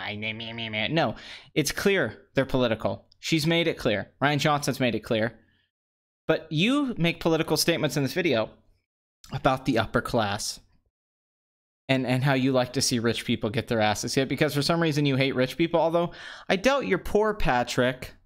I'm sure you probably make pretty good YouTube money, and you wouldn't mind being a millionaire, but only the rich people you think are bad. You mean the really rich people, the 1%.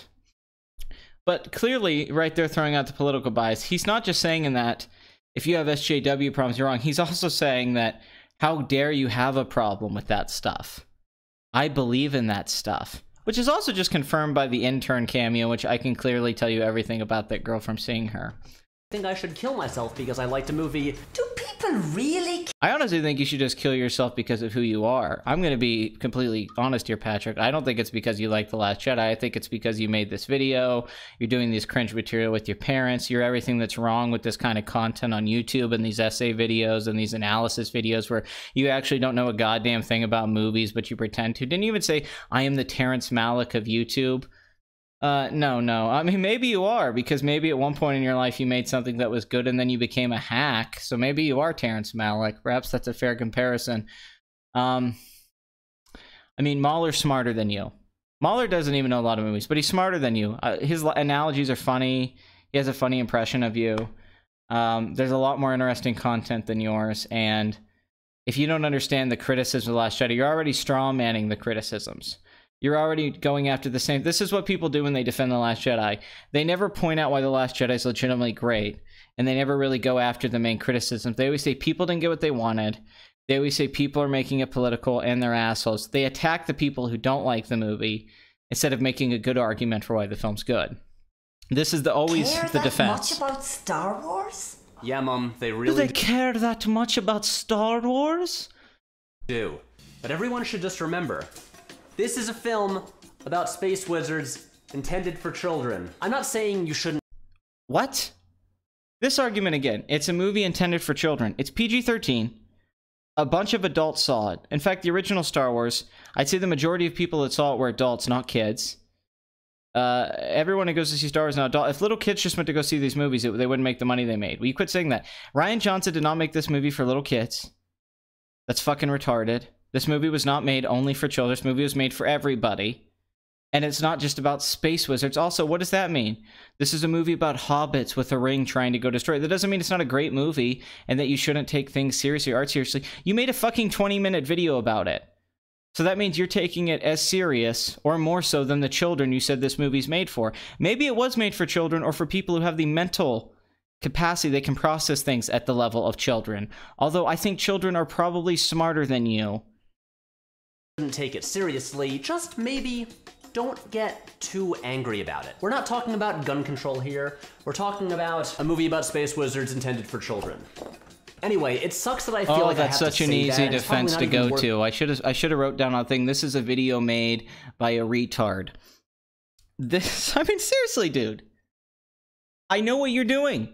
You're trying to deflect all criticism of the shit video by saying, oh, it's just for kids, don't take it seriously. Don't take movies and art seriously, even though you're taking it seriously. You're taking serious what people have said about your plot hole video that was shit, and you're butthurt, and you made this video response. Or this is a troll. Either way, though, you're taking it seriously and responding to it. You have a whole YouTube career out of taking movies seriously. What's wrong with taking art seriously? What's wrong with taking Star Wars seriously? Art helps us bear the pain of life. What are you saying, that we need to take more serious issues like gun control? I'd love to hear your opinion on gun control, Patrick. I'm sure you don't have some basic left-leaning view on gun control that isn't backed up by any actual research or statistics or nuance. Because you don't understand those things. Because you think this is a good movie. And because you probably like Tree of Life. Worth wading into this shitstorm anyway, but honestly, I just love this movie. And I want to talk about it. Before I start talking... Well, I just hate this movie, and I've already talked about it, but I guess we'll talk about your video. Getting pretty low on the juice here, though.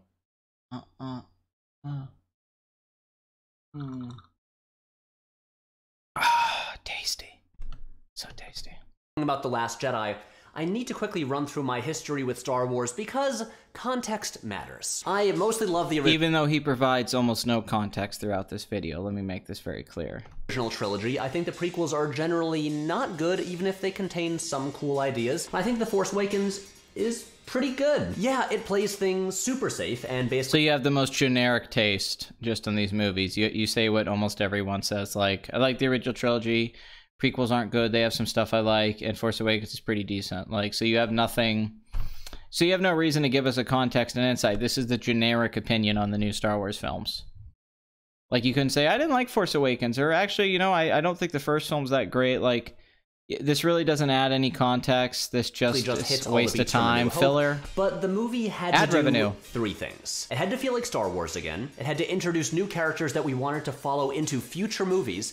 And it had to bridge the 30-year gap in the story. That's all it had to do. It just had to do those three things. It didn't have to tell a good story. It didn't have to have good themes. It didn't have to have good cinematography. It didn't have to have good pacing. It didn't have to have all... It just had to have these three things. That's all it had to do. According to Patrick's logic, because that's how simplistic this fucking video is, instead of actually getting in the meat of all the things about a movie, like I did with my Star Wars videos, he's going to be like, it just needed to do these three things. That's all it needed to do. And it did that.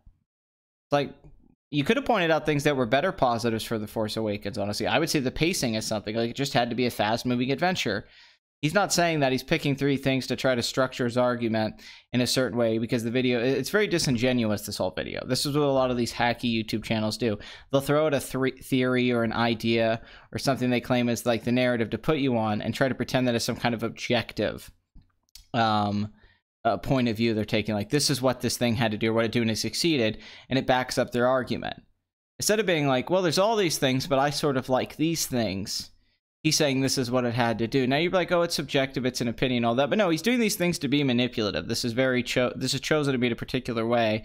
It's also in a way to get clicks. Now, this video might have worked in YouTube a few years ago, or if there wasn't so much stuff going on with Star Wars and The Last Jedi right now. But in the current YouTube climate, the reason a video like this is going to get so much backlash is because people are wiser to this kind of format now. And there's other types of content that go into much more detail why The Last Jedi and Force Awakens are bad movies in major ways. How the screenplays are just horrible. But Patrick's going to gloss over that for the pretty package. This video in itself encapsulates the experience of sort of watching these new Star Wars films. Pretty on the surface. Maybe sort of you can buy it as what it's supposed to be, but really it's empty and hollow. And that's what, maybe in a way this video is brilliant because Patrick's showing you how people view these Star Wars films. How people who enjoy these films create things and how they wish art to be. How they feel about things and how they, and their lack of ability. So they attach themselves to things that they can feel like they could have made themselves maybe, or they can connect to because it's easy to understand. Perhaps that's part of it. I'm on video wearing sunglasses. You don't have to. I'm just saying the guy in the video, he's wearing... It's me trying to do... I'll explain it later. Don't worry. Yeah, you're like Snoke's backstory. It did ridiculously well at the first two, and with the third, it did okay. It's a little frustrating that we don't really know what the political landscape of the galaxy is. A little frustrating. I would say it's a fucking fundamental flaw that just takes out anything from you being able to buy into what's going on in the movie. You don't know what the fuck is going on. How the Republic works and what the significance of the Hosnian system being destroyed actually is. But I also get that they wanted to return to a familiar dynamic. I don't need to see Snoke, a Star Wars story, to understand who that guy is and what his... Yes, you don't need that, but you could have like 5 minutes of extra screen time and dialogue explaining who Snoke is and what's going on and how did he show up and just randomly turn Kylo to the dark side and where the fuck was he this whole time. You don't have to make a whole movie, but once again, very disingenuous. He's saying, I don't need a whole movie. No one said you needed a whole movie. No one wanted a whole movie on Snoke. That wasn't the argument of why Snoke's backstory is important to what's going on right now. Like, Patrick, you know this. This is bullshit what you're doing. You know what you're doing. You're talking to us like we're stupid children, which I guess is how you talk to your parents. But I'm not stupid, all right? You and I both understand what people's problem with the Snoke thing is. But you're trying to present it as something so much more simple, like, I don't need all that. I understand he's an archetype. It doesn't matter. He's just an evil villain type like the Emperor. Yes, but this is a sequel franchise. There's continuity. They jumped ahead 30 years. We need to know, like, well, how did things get so fucked up in 30 years? It's not like New Hope where it's just a new film series and you can just buy that the Empire is in control and Palpatine's in control and that's just how it is. The Emperor is in control. That's what it is. Darth Vader's the bad guy. You can't just jump into a sequel where you bring back Luke, Han, and Leia and then be like, you know what, this is just how things are. No, because we ended on a happy beat in Return of the Jedi. Honestly, the stuff getting to this probably would have been a more interesting story anyway. Snoke manipulating Kylo Ren. Luke failing to train his nephew. Han and Leia's marriage falling apart. That sounds like a more interesting movie than following Rey. Deal is. So now that The Force Awakens had brought Star Wars back to the thing that we loved and was no longer 2 hours of Hayden Christensen green screened into ugly CGI, where did we go from here? It brought it back to where we love. Yeah, that's exactly what it did. We've got all this set up. We've got a hell of a cliffhanger ending. So what comes next? It was literally a cliffhanger too. That's so bad. The ending's actually kind of... I wish I liked the ending, because on paper it's not bad. Like, she goes to find Luke, takes an lightsaber. God, it's horrible. A lot of people had a lot of demands for this movie. Explanations and answers and confirmations of fan theories and... Well, they wanted explanations because J.J. Abrams designed Force Awakens to be a film that raised a lot of questions. So it's completely fine that people wanted answers to things. When the film, a lot of things about Force Awakens, like the Knights of the Ren flashback dream sequence, like Rey's powers being so insanely higher than what we've ever seen from any Jedi, why things are so fucked up, where Snoke came from, those things would help make Force Awakens have more things to stand on. So you're not just sitting there going, well, this is a movie where things just happen. But things don't actually make sense. It's just a movie where something happens, something happens, something happens. It's bad writing, but sometimes this kind of writing is in literature or in anime even, and it gets fixed by a dense backstory later. But Last Jedi just skims over this stuff. It just does its own thing like it's its own separate film, which creates problems because it doesn't expand on the things in Force Awakens. It really just makes its own storyline and makes Force Awakens a worse film, which it already was a bad movie, but now it's a worse film. Because at least things about it were like, well, at least, you know, maybe this thing will make sense so when I rewatch it, this will have more context, the context that you said matters so much. Well, it's not provided in Last Jedi. Last Jedi doesn't actually give a context to Force Awakens, which is comedic considering you say context matters, even though I don't think you really care about that. I made a whole video about that. But personally, those weren't really my top priorities. I just wanted something new. I didn't want another... That's all you wanted. You just wanted something new. You didn't want a good story. You didn't want things to be explained that were established in the previous film. You didn't want a nice follow-up. You didn't want... to understand more about the Resistance and how the Republic fell apart, or how Snow, you know, stuff that would have been no, you just wanted new. That's all. So if something's just new, it's good. If Luke comes out and takes a shit, we've never seen Luke take a shit before, it's good because it's new. Once again, very simplistic argument. This is what I hated when Will was saying a couple weeks ago. Patrick was right. No, he's not right. Because this is a simplistic, stupid argument. You can't just tell me, I just wanted something new, thus it's good. Anything can be new. Anything can be new. You have to explain why that new thing is unique and interesting and why it works. It can't just be because it's new. If all you wanted was something new, anything new would have made you happy. Which then why does your fucking opinion matter? Beat for beat repeat of the original trilogy. I wanted Star Wars to surprise me, to expand the scope of what a Star Wars movie could be. And also, of course, I wanted a rip-roaring good time. And that is exactly what I got. Right from the opening scene, I could tell something was unique about this movie. That it was boring and bullshit and weird? I felt the same way, but in a completely opposite direction. Like, it was different. That's how I felt too, but not in the same way you did. I was sitting there like, oh my god. Like, I was worried. Pat fist. Pat fist, that's fucking hilarious.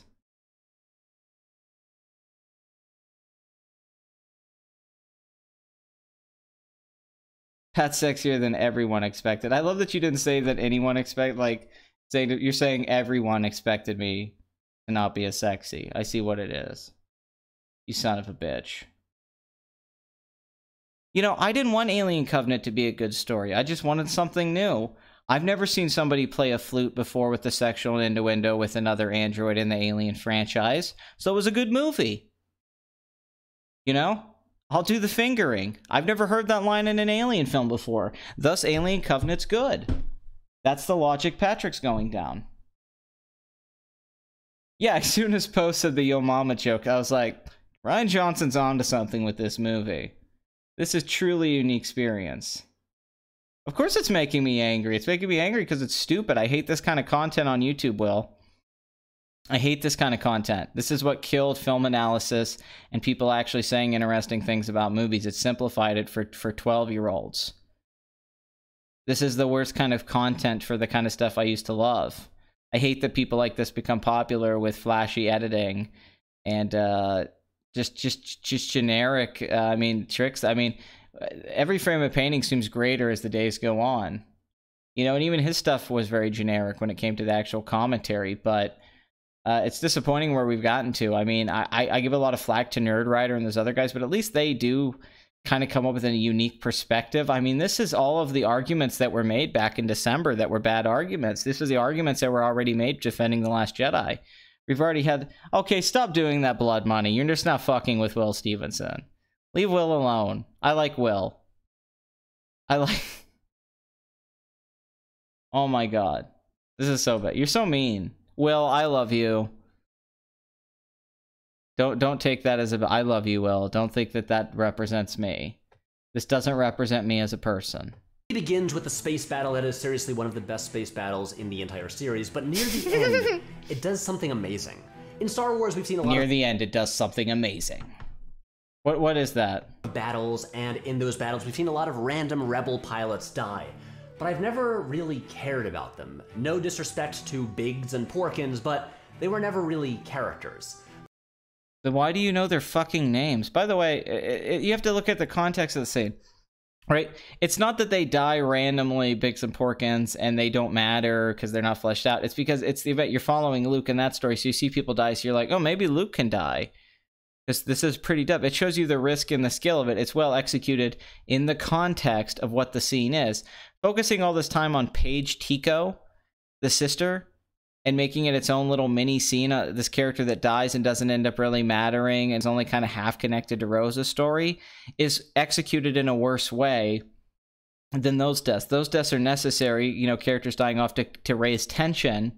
Well, she gets this big focus. It's overblown and operatic because it's a bad choice. And it's honestly one of the better scenes in the movie, but it's still a bad decision because instead of focusing and developing dynamics between characters we like, Rian Johnson shows he doesn't care. He just keeps jumping around and going to things that he finds interest in. I mean, that's one of the problems with Paige Tico's whole thing, but it's really just, when you think about the whole bomber sequence and how it doesn't make any sense, why are they so slow? Why didn't they blow her up? Why does she get to move dramatically perfect for this scene? Like how contrived it is, and then her dropping it and grabbing it really lucky right on time and all that stuff.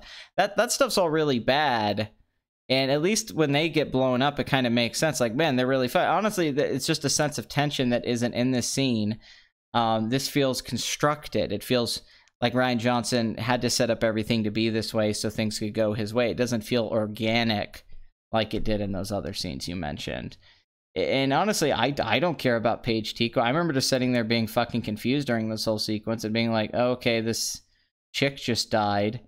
I mean, it's dramatically moving in the most shallow way possible, where the director's putting the music on real heavy and making these lingering shots and showing close-ups on her face that's supposed to make you feel, but when you're actually thinking about what's going on in the scene, you shouldn't feel anything because it doesn't make any sense. But if you like generic, manipulative filmmaking 101 blockbuster stuff, then sure. If you like the most generic stuff ever, then yeah, sure, it works on that level. It's that kind of scene. But that kind of stuff has existed in Star Wars before, and it's been done much better. But you're picking something very particular, like, oh, we've never seen a rebel die that got so much focus before, so that's new, and that makes this movie special and great. That's not really an argument for why this movie's great. And it's disingenuous because you're ignoring a lot of things about the scene and criticisms that people have with it. Or just main criticisms of the movie. You're focusing on these little particular things to try to explain why you love the movie. But really what you're doing is being, once again, disingenuous with what this film is and what people's problems are with it. You're setting up a whole argument that doesn't exist, and you're making really childish points. It's just stupid. Like right there immediately, to focus even on this is so generic and simplistic. I really like this scene. And ignoring the dense criticisms. Like, this is the problem with Last Jedi defenders and the arguments we had back in December. Like, they never come in with anything about why the movie's great that's actually like, you know, that's a good point. They just say something and you're like, okay, can we move on? Now let's talk about all the things that don't make sense. They're like, no, hold on. But I like, yeah, cool, you like that scene, but let's talk about how Luke's character doesn't really make any sense and how this hyperspace thing changes the continuity of the other films, and you know, why is their ship going so slow in the fuel, and why can't they just go ahead and shoot them, and why didn't Hodor tell the plan? No, that doesn't matter. Let's just, this scene's dramatic. I like it. It's new. Okay, fine. That's cool. Now let's talk about the stuff that's stupid. No, hold on. But The Last Jedi shines a spotlight on Paige Tico, and for 2 minutes, she becomes the star of the movie. Paige's desperate attempts to drop the bombs is more suspenseful and more emotional than anything in a battle scene since Luke's trench run. And as the movie reached this shot, I thought, holy shit, I've never seen this in a Star Wars movie before. And I've noticed a lot of people don't want that. They don't want new things in their Star Wars. That's not true at all. Most people want the total opposite. That's a complete straw man argument. A lot of people don't want that. And he says a lot to be safe with that, so he doesn't say everyone. No, we wanted new things in Star Wars. You think I didn't want new things with Luke, Han, and Leia? And honestly, that's not that new. We've seen things like that. We've seen people sacrifice and die for things in Star Wars. It's not that different from the opening scene to Attack of the Clones, where Padme's clone chick gets blown up and dies for Padme. It's not that different. We've seen, so Anakin killing the kids, that was new. We never saw that before. Does that make it good? People don't like things because of bad writing, or that things don't make sense, or that the themes don't work, or that it's just a poorly executed scene, or that it's stupid, or it doesn't really have an impact on the overall movie. It's not that it's new. People have never not wanted new things in Star Wars. That's what made the original trilogy so exciting, is that things were new. You're saying people just want the familiar. They want the comforting familiar. They want Force Awakens, which a lot of us had problems with it being so... That was the main criticism of Force Awakens, that it was so similar to New Hope. Are you ignoring all that? That's what people said about that movie? So originally what people said about Force Awakens was, I remember when people defended that movie, they told me for 2 years. They said they're going to explain everything that you have problems with. I go, okay. And they said you were just upset that it was so familiar and that you didn't want anything new. And I'm like, no, I wanted new. And they're like, well, the next film will be new. Then this film's bad. And they're like, oh, you just didn't want new. But it's like, well, you told me 2 years ago I want new. So these people just keep changing their points every time a new Star Wars film comes out because they blindly defend it because they're the ones that have some kind of political attachment to it or some fanboy attachment that they can't separate it from some kind of objective criticism. But they're trying to say we're that way when we're here like, well, let's just have a discussion about why the film doesn't work. It's like, no, we can't do that. I'm going to argue from emotion. Well, if all you have is an emotional argument, then why even make this video? You're not adding anything new to the conversation. This is just another generic Last Jedi video to get clicks because Last Jedi videos get clicks. This is why I stopped making Last Jedi videos, because I knew what it was. I knew it was just clickbait. I knew you were going to get confirmation bias. And you're pretending that you're making this video with some kind of higher purpose than what it is, but you clearly just made this to get views and keep riding the wave of the Star Wars hate. For better or worse. And almost as like, I don't know, there's so many things to read in psychologically for Patrick making this video. There's so many things that make me think so, because you wonder, is this a troll? Is this all just bullshit? I don't know. It's hard to believe, but especially when you say the Space Force thing. So you're sitting in the theater and you got emotional and thought the scene was new, but you realized that this was a movie made for children about space. Then why'd you love it so much? If you think of it as just this simplistic thing, if you can narrow it down to just those two things, it seems like it's a lot more than that to you. I mean, Star Wars, and I think that's kind of a bummer. One of the reasons I love The Empire It's Strikes kind of a Back is that bummer. it's constantly surprising. The characters grow and change, it shows us amazing new planets and creatures, it changes our conception of Star Wars. And the most disappointing thing about Return of the Jedi is how it doesn't really do that. It mostly gives us a lot of things we've seen before, like... Once again, the most generic kind of thing you say about Return of the Jedi, that a lot of people said, we've seen this all before. Like, he's just covering tip one. This is what these people do. They use editing, and then they just say things that people have said for like 30 years or 20, things people have always said, and act like they're presenting some kind of new argument, even though this is the conversation you have with every friend about Star Wars. And it's just to get people to kind of watch it passively, but you're not really getting any information from the video. You can just watch it like, oh, I'm watching it and I'm just going with it. That's the problem with the genre on YouTube. What people have done here is that they're not really providing any content. They're not really writing anything down. He's just saying very generic, broad things that have been said before because it's easy to say. He doesn't actually have to do any work. And he can make a 20-minute video, get his ad revenue, get his views, add to his sub count, and be happy and act like he makes good content and he actually puts a lot of work into it. But really, he's not doing anything. This didn't require any research. This didn't require any time to thinking about, like, how do I come up with a new perspective on something? He's just giving you the same old thing. You know what, Patrick? I'd like something new. It really upsets me that you don't want to provide anything new in this video. That's really upsetting. I would have liked something new. But you just keep doing the same old thing. All these things have already been discussed. Death Star are Tatooine. Its big new additions to the mythos are a forest, and the revelation that Stormtrooper helmets can be played as drums. Which is actually kind of cool. But The Last Jedi isn't... Oh, he's so funny. God, he's a funny guy. Which is actually kind of cool. It's actually kind of cool. You're such a funny fucking guy. When did you learn to be so goddamn funny? Light fucking speed. Like, seriously, I mean, the... Bum, bum, chicka chicka, chicka chicka. Bum, bum, chicka chicka, bum, bum, chicka chicka. Sorry. Content to recycle Star Wars greatest hits and just revisit old planets and reveal that everyone is related to someone that we've met before. It has a story to tell and a mythology to expand. I love that this movie finally shows us how the 1% live in this galaxy. It finally has someone use the Force to switch on a lightsaber. How's that the first time we know the 1% live in this galaxy? You just assume that they live better than the other people, which is obvious in what the movie shows, and wasn't Leia part of the 1% and Palpatine and the Jedi and all that? Like, didn't the prequels cover the 1% and classism and Star Wars? I thought it did. And it was very prequels, just the Canto Bight sequence. I mean, for me, it just showed me exactly what I thought. And it wasn't the first time in Star Wars that we've seen them just show you what the rich live like or money. I don't even know where you're getting that from. That's just not true.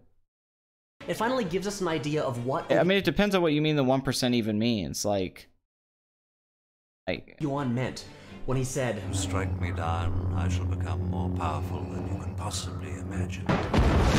Oh my god, that's so disingenuous. You motherfucker. You fucknut. Okay, that's not what Obi-Wan meant. Obi-Wan meant being a Force ghost, which he was at the end of the movie, and then in the other films, and that's what the writers meant in the intentions. It did not mean that a Force ghost can use lightning and stuff like that to destroy things. Why didn't Obi-Wan do that to fight the Emperor and Darth Vader in the sequels? I mean, why is this the first time we've ever seen anything like this? Just because it was cool and Rian Johnson's like, I want to do something new because it represents the methods. Lotus burning down the path, the tree, the foundation, and telling him it doesn't matter. We have to learn failure. It's Rian Johnson having to learn that he failed when he was making this film. It's him having to learn it. It's him writing it. It's a subtext, him being like, I'm failing at making this movie. God, that's a Michael Moore level piece of editing right there.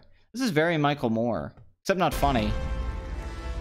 It gives us great new Force abilities that feel like natural extensions of what we've seen before. And speaking of the Force... That's the only thing that does kind of feel that way, maybe, is Kylo talking to Rey. I don't totally disagree with that. That's probably the best Force element that he came up with.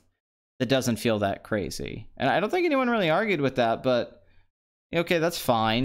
No other movie explains it as well as Luke does here. To quote an email Jonah Hill once wrote describing a Jump Street... That's not the best explanation of the Force. Yoda's explanation in Empire's better. Obi-Wan's explanation... The way Luke describes it's not better than it. What the fuck are you talking about? That's like fan fiction level writing how Luke describes the Force. That's not the best description of the Force that's ever been explained. That's just not fucking true. Why are you saying that like it's a fact? Crossover. It's clean and rad and powerful. It's clean, it's rad and powerful. Jonah Hill said that. Like, what? Why did you think that was funny? It's funny when Jonah Hill's saying it because he's talking about Men in Black meets 21 Jump Street. And you go, you know what, he is right. It is clean, rad. And awesome and funny and all that shit. But you saying it, it's like, in this context and in this video, it's like, that was just pulled out of your ass. That was a rabbit out of a hat, wasn't it? What the fuck does that mean? Like, all of the things you could have said, like, you could have quoted. And he just shows that as, like, some stupid rant. I mean, it's not a big point to harp on, but, like, what? Like, this is stuff he wrote. I'm just improvising things, and I think some of my lines are funny. I mean, he wrote a script for this. This is pathetic. He sat down and wrote this and thought that was a good idea. He didn't think, oh, maybe there was something better I could do there. You know, like... I want to bring up something that doesn't get talked about enough. Star Wars has always been weird. Remember the cantina scene? Remember Figrin Dan and the modal nodes? Remember... Everyone's always said Star Wars is weird. That's something that is talked about a lot. What are you talking about? Why are you acting like we saying Star Wars isn't weird? I don't remember anyone ever saying Star Wars was normal. Are you trying to explain why this is a weird film? This is a weird film, as Plinkett said, and a lot of us have said, and I said in my original live stream talking about it. That's just a weird movie because all of the decisions are so insane, such bad decisions. Like, okay, why would you choose to write this film this way, edit this film this way? Why would you make such jarring decisions and not explain things? Why would you kill Snoke? And it made it weird. It made it have this clinical weird tone where things don't really make sense, even though he's trying to do these big emotional scenes. It's a weird film in that way. Like, how did somebody make this? It's not weird in as these creatures or these worlds are weird. We understand Star Wars has had weird stuff in it. That's not the issue. It's like, why is the movie itself a weird movie? It's just a weird film because things don't really make sense. Force Awakens has weird elements, but it's not a weird movie. That's not what people meant by weird. It's him, once again, being disingenuous. He's trying to argue the whole weird thing, why this film's so weird to people when we watch it. It's weird, and trying to spin that as a positive by saying, well, Star Wars has always been weird. This was weird. Remember this? Remember the bar? And it's like, yeah. Yeah, that one little scene. Yeah, I remember that being weird. There's a fucking devil in there just chilling at the bar, and a one-eyed tentacle creature in the trash compactor. Since the very beginning, How does that explain while Hold the Door doesn't tell her plan to Poe? Like, once again, you're just picking random things here. This is the definition of cherry picking. You're just picking at things. It's not even good cherry picking. Last Jedi lives up to that legacy. The giant alien cow thing that Luke milks is one of my favorite additions to this. What?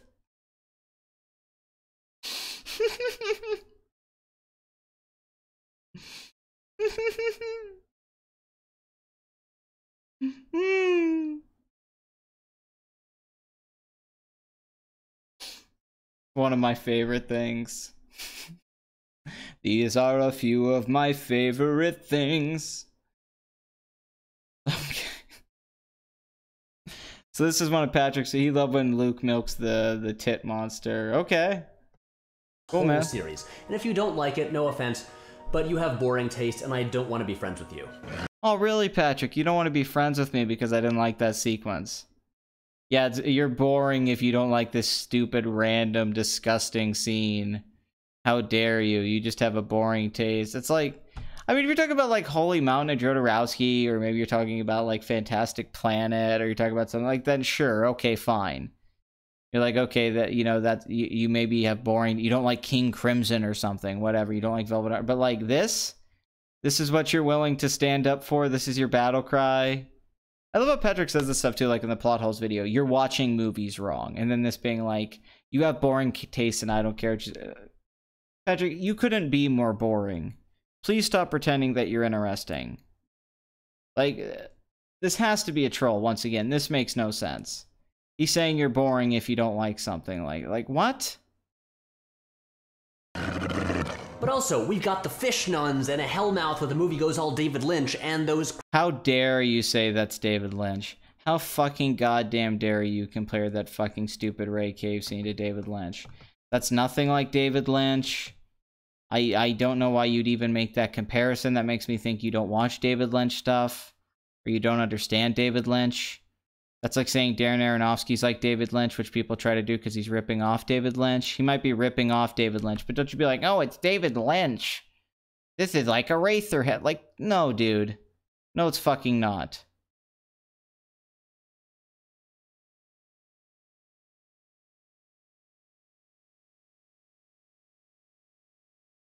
Yeah, I don't want to be friends with this guy anyway. Did he think I wanted to be friends with him? This is the hill he dies on, the milking scene. This is when it dies. This is how democracy dies, with a creature getting milked by Luke Skywalker. Yeah, apparently that's one of his favorite scenes. I guess if he found this stuff funny and interesting, you know, I guess this just shows you Patrick's worldview and what he finds to be good. I'd say, Patrick, you don't have, it's not that you have boring taste, you have bad taste. Crazy things hanging out on Canto Bight. Oh yeah, Canto Bight. You know, that section of the movie additions to this whole series. We've got the fish nuns and a hellmouth where the movie goes all David Lynch and those crazy things hanging out on Canto Bight.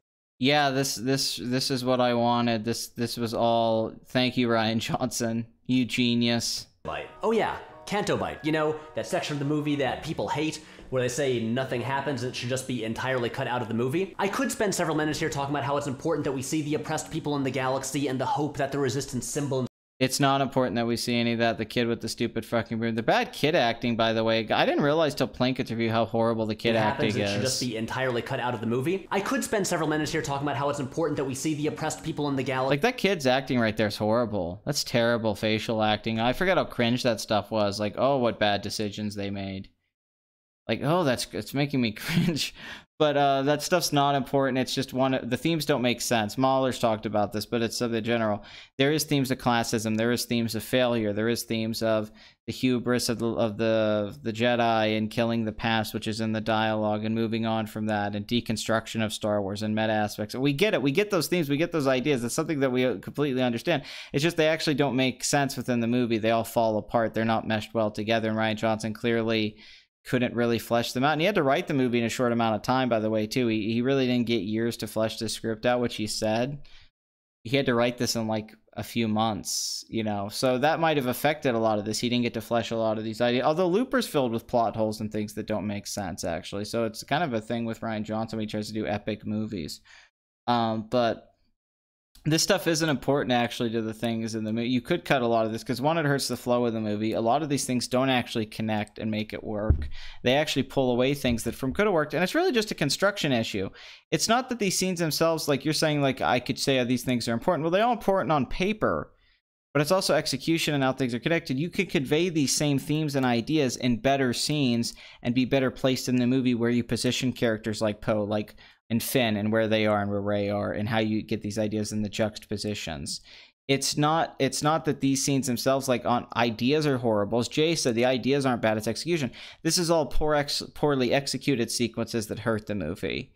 And Rian Johnson could have moved these ideas to other things and came up with a better idea. And why this is stuff that in your first draft you're like, oh, let me change this up a little bit. There's a reason people just don't like this stuff. It's just not very good. This is some of the worst filmmaking in the movie is Canto Bight. I mean, it's not just that we don't think it's not necessary, it's because it's badly done. I mean, this clip he used is a horrible, like, it's a great example of, like, you're showing me and you're explaining it, but it's like, oh, it's hard to watch, it's bad, like, and the hope that just the reaction. resistance symbol inspires. I could talk the hope the resistance inspires to the republic that's fallen, that we don't know why, that they live in. Why the fuck are they the resistance? Why is the First Order so powerful? The failures here caused by Poe and Finn are essential teaching moments in both of their arcs. But what I really want to mention... Yeah, the failure theme and teaching them in their arcs and how it matters that we all have to learn that we fail. Because it's Rian Johnson learning that he failed, trying to deconstruct Star Wars. That's why the lightsaber's being pulled. That's why Rey and Kylo are pulling the lightsaber. Rian Johnson realized he couldn't deconstruct Star Wars. He's pulling at that lightsaber, so he has to break it in half because he says, I have to fucking destroy it and just kill the past because I don't know what to do. That's what I really think happened. I mean, art doesn't lie. Creative writing doesn't lie. You put yourself into your movies, and usually it's your emotional state during the film and during the writing process. You start writing what's happening during the writing into the film. That's how it works a lot of the time. You're like, well, I'm going through this right now, and it changes. And I feel like Rian Johnson was dealing with being overwhelmed and not understanding what his film was, and insecurities, and I think it's reflected in the film. I think that's why it's not a confident movie. I think that's why it's a messy movie, because I think he was messy and complicated while he was writing it and making it.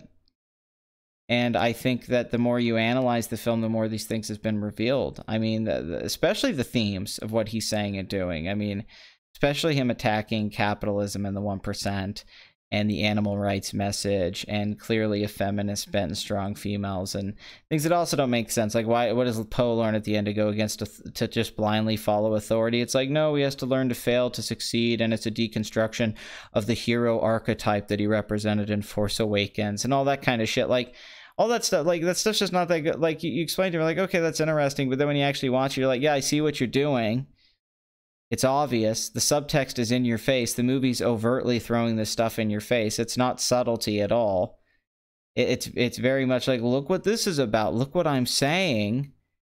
And that kind of takes away the power that it could have. Or you go, well, oh, actually, kind of, that movie was saying this because he's throwing it in your face. I mean, there's like, it's like Rian Johnson thinks subtext has to be in a big font across the screen, that you can't have it in the little moments and then they represent an idea over the course of the story. It has to be like, look what I'm doing. Because children love stories about the 1% and animal rights and failure and war profiteering. That's children's favorite shit in the world. Are three very important things. Number one, a drunk goblin puts coins in BB-8, and that rules. Number two, it is now canon that Maz Kanata has had sex with Justin Theroux. Number three, watching rich people get their shit destroyed is one of the purest pleasures in all of cinema, and if you can't appreciate that, I feel sorry for you. What? I hope he doesn't mean that. I hope that's a joke, because seriously. Like, dude, wait a minute. Why do you take pleasure in seeing rich people suffer? Because you have some skewed view of rich people, that they should give all their money to the poor and they didn't earn their money and fuck capitalism and all that? Is that what you're saying, or are you joking? I don't... Okay, but let's get serious here. Oh, he was joking. I see. That was all funny. He was just playing up a character. Okay, Patrick. I'm just been joking too, my friend. Now let's get serious. This is the serious part of the video. This is when we get into the serious analysis. This is when we get into the real shit. For a long time now, I've had a beef with the original trilogy. See, Return of the Jedi reveals that Luke and Leia are twins, which makes Leia Darth Vader's daughter, and yet she seems to have zero connection to the Force, and she gets zero closure with her father. Yoda says, there is another, but then she doesn't get to do anything. Anyway, this is a long way. That's because when Lucas wrote that, he didn't know what the fuck that meant, because they were making it up as they go along. Also, you didn't really need that. You didn't need the Leia getting fleshed out Force thing. It's not where the story was going. It just showed that there was hope And it was mainly just to use so Vader could say the sister line, and then Luke could get even stronger. I mean, yeah, do I think the stuff in Return of the Jedi that some of its biggest flaws is Leia, Han, and Luke's relationship really takes a backseat to the other parts of the movie? Big time. I thought the love triangle was interesting. I actually think Leia being Luke's sister kind of makes the dynamic between the three less interesting throughout the movies as friends. I don't think it's a great twist. I don't think it's nearly as good as the father twist. I also think, I don't know, I just feel like there's not enough scenes with Han and Luke and Leia in Return of the Jedi. I don't think like we get enough of the original. It's one of my biggest problems with the film. We don't get enough scenes with Han and Luke in particular. Han spends 45 minutes by a fucking door. And all of it's about Luke and Vader, which pulls Luke away from the dynamic that we wanted. And they got separated in Empire. So we spent a lot of that movie without them together. And part of the hope is like, well, they're going to get back together in Return of the Jedi. And then they don't. So it sort of sucks because they had such a great dynamic. That's always upset me. But I would say Leia's Force stuff isn't one of the bigger issues. It's more just how Leia and Han don't get a lot to do in Return of the Jedi, and how their stuff isn't as emotionally as interesting as Luke's stuff with Vader, and it just doesn't really carry over the relationships with the same level of realism and heart that Empire Strikes Back. I mean, that stuff's true, but Leia using the Force, like, I don't know, it just, I think if Leia using the Force, maybe a little bit on Endor, but I mean, I don't think it would make the movie that much better. Way of saying that but the much maligned scene where whatever. Leia uses the Force to pull herself back into the ship thrilled me, because in one moment I get the Hunter S. Thompson Johnny Depp thing. I did that at Halloween one year. I Hunter S. Thompson because I wore the hat and the shirt and all that, and I had the shirt. It was like, I kind of have that look about me.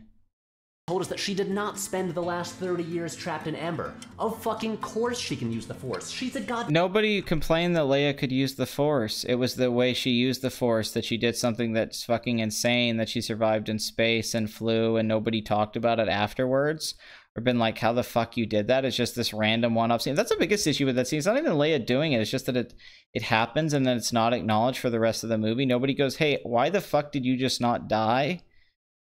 That was crazy. When did you learn that? It just, like, everybody goes with it because it's just this random sequence in the movie. I mean, like, that's the thing. It's not connected. Like, it's not connected before what happens and afterwards. And then Leia just ends up in a coma and doesn't do anything. But all of us wanted to see Leia use the Force. I'd have had no problem saying Leia used the Force to stop something or move something with her mind. No one has a problem with the Force. That wasn't the complaint. They're complaining about how it changes the lore. It's something new. The scene itself really doesn't work. It looks stupid visually. It's a dumb new Force power, but it as a scene, it's just awkward. Because of how it's executed, it's not this. It should be this badass moment. You're like, fuck yeah. But a big problem is that when she comes back, no one's like, what the fuck was that? Holy shit. Like, it just happens. Like, it's like a lot of this movie, things just happen.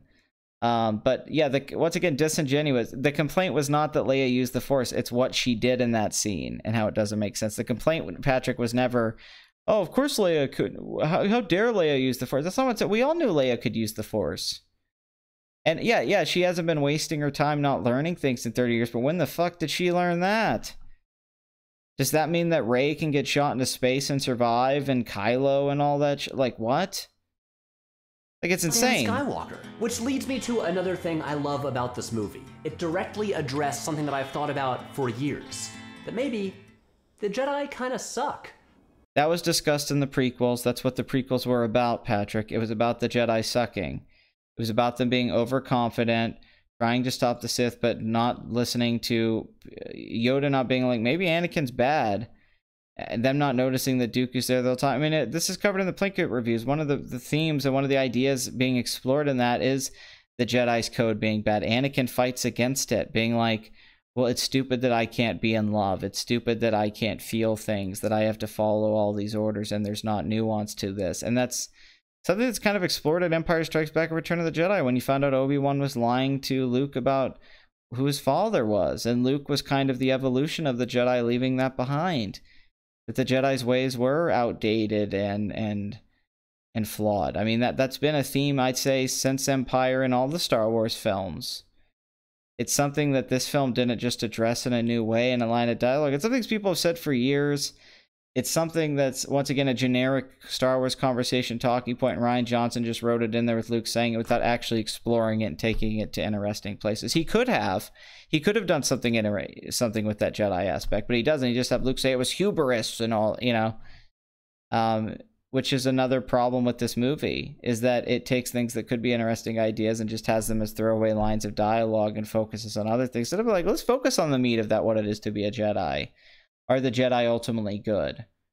But Rian Johnson, I guess, didn't care about that. And this movie, just having it like be discussed a little bit and Yoda saying stuff about it, I mean, that's fine if you love that about the movie, but once again, you're ignoring so many things that people have problems with because you're cherry picking once again. What? Like maybe their elitist monk-like rules where they bury all their emotions aren't especially healthy. And it's those strict rules that led Anakin Skywalker to freaking out and murdering a bunch. This has all been said. Woo-hoo-hoo. This has all been said. Woo-hoo-hoo. This has all been said before.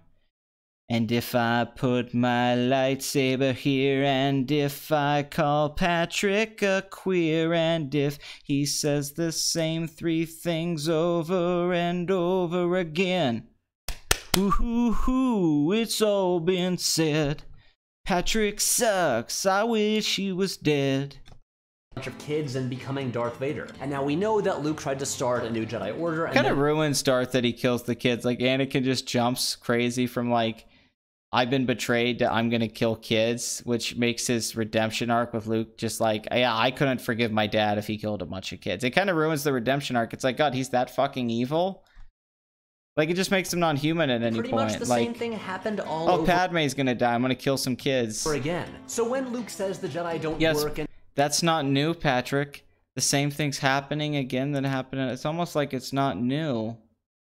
Almost like Rian Johnson took a bunch of things from the other Star Wars movies. Should just stop before they ruin things some more. I'm sitting there in the theater applauding and shouting, yes, thank you. But wait, let's slow down a little bit because that's not exactly what's happening here. Despite what... Your brain moves really slow, so I don't know how we could possibly go any slower, but for the sake of your video, I'm sure we'll do this. Okay. Luke says at the beginning, the movie doesn't actually think the Jedi should end. After all, at the end, after Luke has learned and grown, he straight up says, I will not be the last Jedi. The movie doesn't want the Jedi to end, it wants them to evolve. This whole movie is about moving on from the past. I like The Force Awakens, and I think it does a great... Yeah, but there's even a line that says, kill the past. That's Kyle's philosophy, and it's not just on about moving on the past. It's all just Rian Johnson trying to make an excuse that moving on from the past because I'm a genius. And my ideas and views of these characters in this world, like even Mark Hamill, I just don't like how you see Luke Skywalker. Like, it's Rian Johnson trying to cover up the fact that he's writing stuff that isn't better. If you're going to say that, like, the past isn't good enough anymore, we have to move on from nostalgia, which Star Wars already covered in Member Bears, but we have to move on from these things. Or Woody Allen's Midnight in Paris, which is an idea being tackled in Last Jedi. You're not wrong. If we have to move on from these things, you have to replace it with something better. If it's going to evolve, you have to say we have to evolve in a more interesting, complex way. And he gets to that point with Rey and Kylo at the end, but then he goes away on it. He just cheats on it. He's like, he reaches the hand out, and it's like, okay, this is the moment we evolve. The two of them team up, and we get a more gray universe. But instead, Kylo goes back to being a bad guy, Rey goes back to being a good guy, and the movie ends with good versus evil and the Resistance going out to be good again and the First Order chasing them, which is basically where we started at the beginning of the movie. Really, nothing evolved. We're still in the same place. We're going in a circle again. Time is a flat circle. You're just going to do the same things over and over again. It doesn't actually evolve. It hints at that it's going to evolve, but actually this movie doesn't evolve anything. If anything, it's one of the most sterile, non-developed Star Wars films ever. Things actually don't develop. It's really a movie where nothing happens. A lot doesn't happen in this movie, but people seem to think it does. Actually, a lot more happened in Force Awakens, to that film's credit. Great job introducing interesting new characters, but the movie is obsessed with the past. It brings back the original status quo and the original conflict, and it's structured around story beats we've seen before, and full of images we've seen before. This same thing with Last Jedi. It's filled with images we've seen before. It takes scenes, Vader and Luke in the elevator, her and Kylo in the elevator, shots are taken. Don't you fucking dare say that when that same shit's in Last Jedi. The throne room is exactly like the fucking throne room stuff. The lightsaber thing. He's just subverting these. He's like, these are images you've seen before, but now I'm doing something new. It's a gimmick in the movie. We talked about that. His subversion of expectations. I'm going to set you up with things that are familiar and then twist it. And then that becomes a gimmick in itself when you start to see things. You're like, oh, this is going to go down this path, but you know he's going to do something else because that becomes the whole gimmick of the movie. We understand that. That's one of the reasons the movie's bad, is because he does a really bad job at that. And then he keeps doing it over and over again. It's not because it's just like, yeah, the movie's filled with familiar things. So let's go beyond that point, whatever, because the things that he does try to do new are so obvious and that he's trying to do something new and interesting and get attention that it's like a bad version of Game of Thrones, where people say this is the Game of Thrones of the Star Wars film, but really it's just bad Game of Thrones. It's Game of Thrones season 7. Forward. I'm not going to spend 10 minutes explaining how immaculately crafted the character arcs are, because that's all covered in a great video on the channel Just Right that you should go. Oh my god, you motherfucker. That video's horrible. That video was just ripped apart by Mahler brilliantly. Although the video itself's bad, it falls as a... I love that you're just sucking his dick, stroking his dick. Once again, this is Just Right. This is Patrick. I'll promote your video. Yeah, we can just make money off it. But what if I want to mention some of the... Fuck off, Patrick. No, that video is fucking horrible. That's not a good video. You're just scratching his back. Oh, God, oh, these cringy YouTubers, generic YouTubers just trying to help each other and self-promote so they can build their channels up. Fuck you. The characters are not wonderfully constructed. It's very obvious how the characters are constructed. Nothing that he's saying is insights we didn't notice. That's just people adding things. They're writing the movie for Rian Johnson. Once again, this was all discussed back in December. That's why I'm even having a hard time talking about it, because I'm having to go back and remember arguments and things. All of these things were discussed on forums and videos going back to when the movie came out. It sucks that we're having to go back again. And I cannot believe that Just Right and Patrick are saying these things that were said months ago that were mocked and laughed at back when people were defending this movie. Watch, but the movie beautifully weaves together arcs for Rey, Finn, Poe, Luke, and Kylo Ren, in which they all... Finn's arc, where he has the same arc in Force Awakens and he doesn't really learn anything. Oh, he joins the Rebels and he finally stands for something this time because he only half-hearted believed in the previous film because he was fighting for Rey and Poe, but now he actually believes in the rebellion and has something to fight for, which he didn't have. What a brilliant character arc. And Kylo just goes on a whim. He's a good guy, and then he conflicted. Then he becomes a bad guy when he kills Han. But then in this film, he's like, oh, I'm kind of a good guy again, but no, I'm the bad guy. And then in the next film, he's just schizophrenic. There's not an arc there. Kylo's just random shit happens, the character. Rey's arc is that she finds out she's meaningless. Okay. And not to search and hope for anything. What are you doing? Yes. Well, fine. Jesus Christ. You should be sorry. I swear to God. You're like Rian Johnson. You keep ruining my life. Hey, can you give me some water or something? Really? Yeah. Jesus Christ. All learn from failure and move on from the past, finally all tying together right at the moment when Haldo tears a Star Destroyer in half in one of the straight-up coolest moments in recent cinema. And if you're too hung up on the made-up science in this fictional world of space wizards to enjoy that, then I weep for you. Because just enjoy the pretty images, because the internal logic and the stuff that has to be thought out, the rules of a universe when it comes to magic, science, the fantasy of anything, any kind of world, like Lord of the Rings, Harry Potter, whatever. The rules don't matter. It's just a pretty cool moment. All you have to do is... That's the most generic way to watch movies. What the fuck is wrong with you? It just has to be a pretty visual. It doesn't matter if it makes sense. Or if it follows the con... Hey, thanks. Yeah.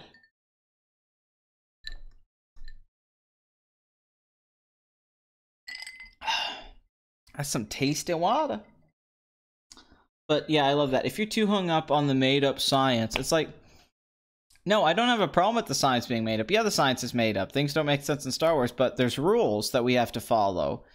They've never used it that way before, and then it makes you go, well, why didn't they do that in all the other movies, and why aren't they going to do that in all the later films?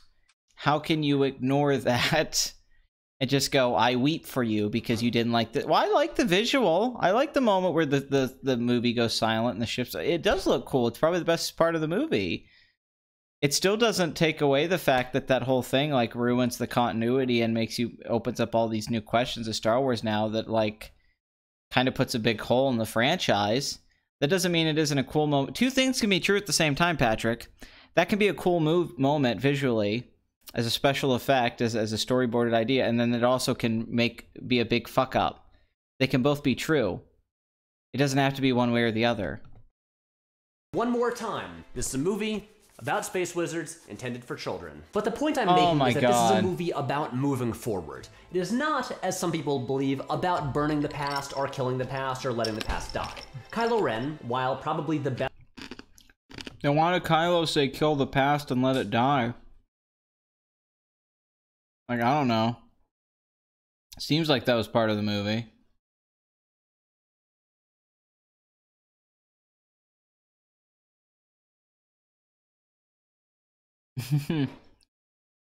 Just write off any criticisms of The Last Jedi. Things you shouldn't do on camera. Oh, Raven, you dirty, dirty whore. Of course you like the bottle stuff. Yeah, Silence of the Lambs does do a good job of subverting things that you see in thrillers and like cop movies. I guess that's a good point. Or like thrill. That's not a bad point.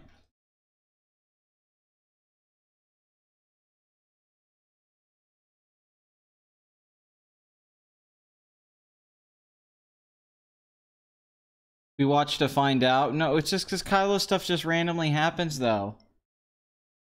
It doesn't matter if it parallels Luke, Anakin, and all that. No, it's just random. Like, Rian Johnson sees Kylo and writes him in a different way from JJ. It's inconsistent. Anybody could write that character. You could just write a character who goes, he's evil and mad in this scene. Now he's good and happy in this scene. Like, we get the Rashomon thing. Like, oh, it's one point of view and the other one, but it's really in the middle. Right? So because Luke comes in and tries to kill him because he senses this evil, Kylo decides to kill all the students. And they move on, like, how does Snoke get involved? Like, these are important things. These are things that make this character's backstory make sense. Like, just because Luke felt evil. I love screwdrivers.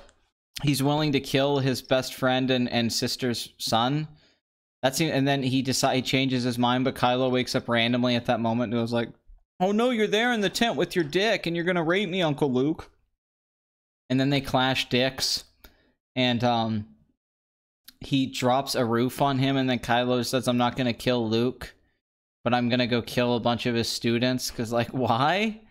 Like, he's just a character that does things. He's like a retard. I mean, he's a crazy person. He's just crazy. Like, things he does doesn't make any sense. Best new Star Wars character since Yoda, other than Dexter Jettster, of course, is a selfish, entitled piece of shit.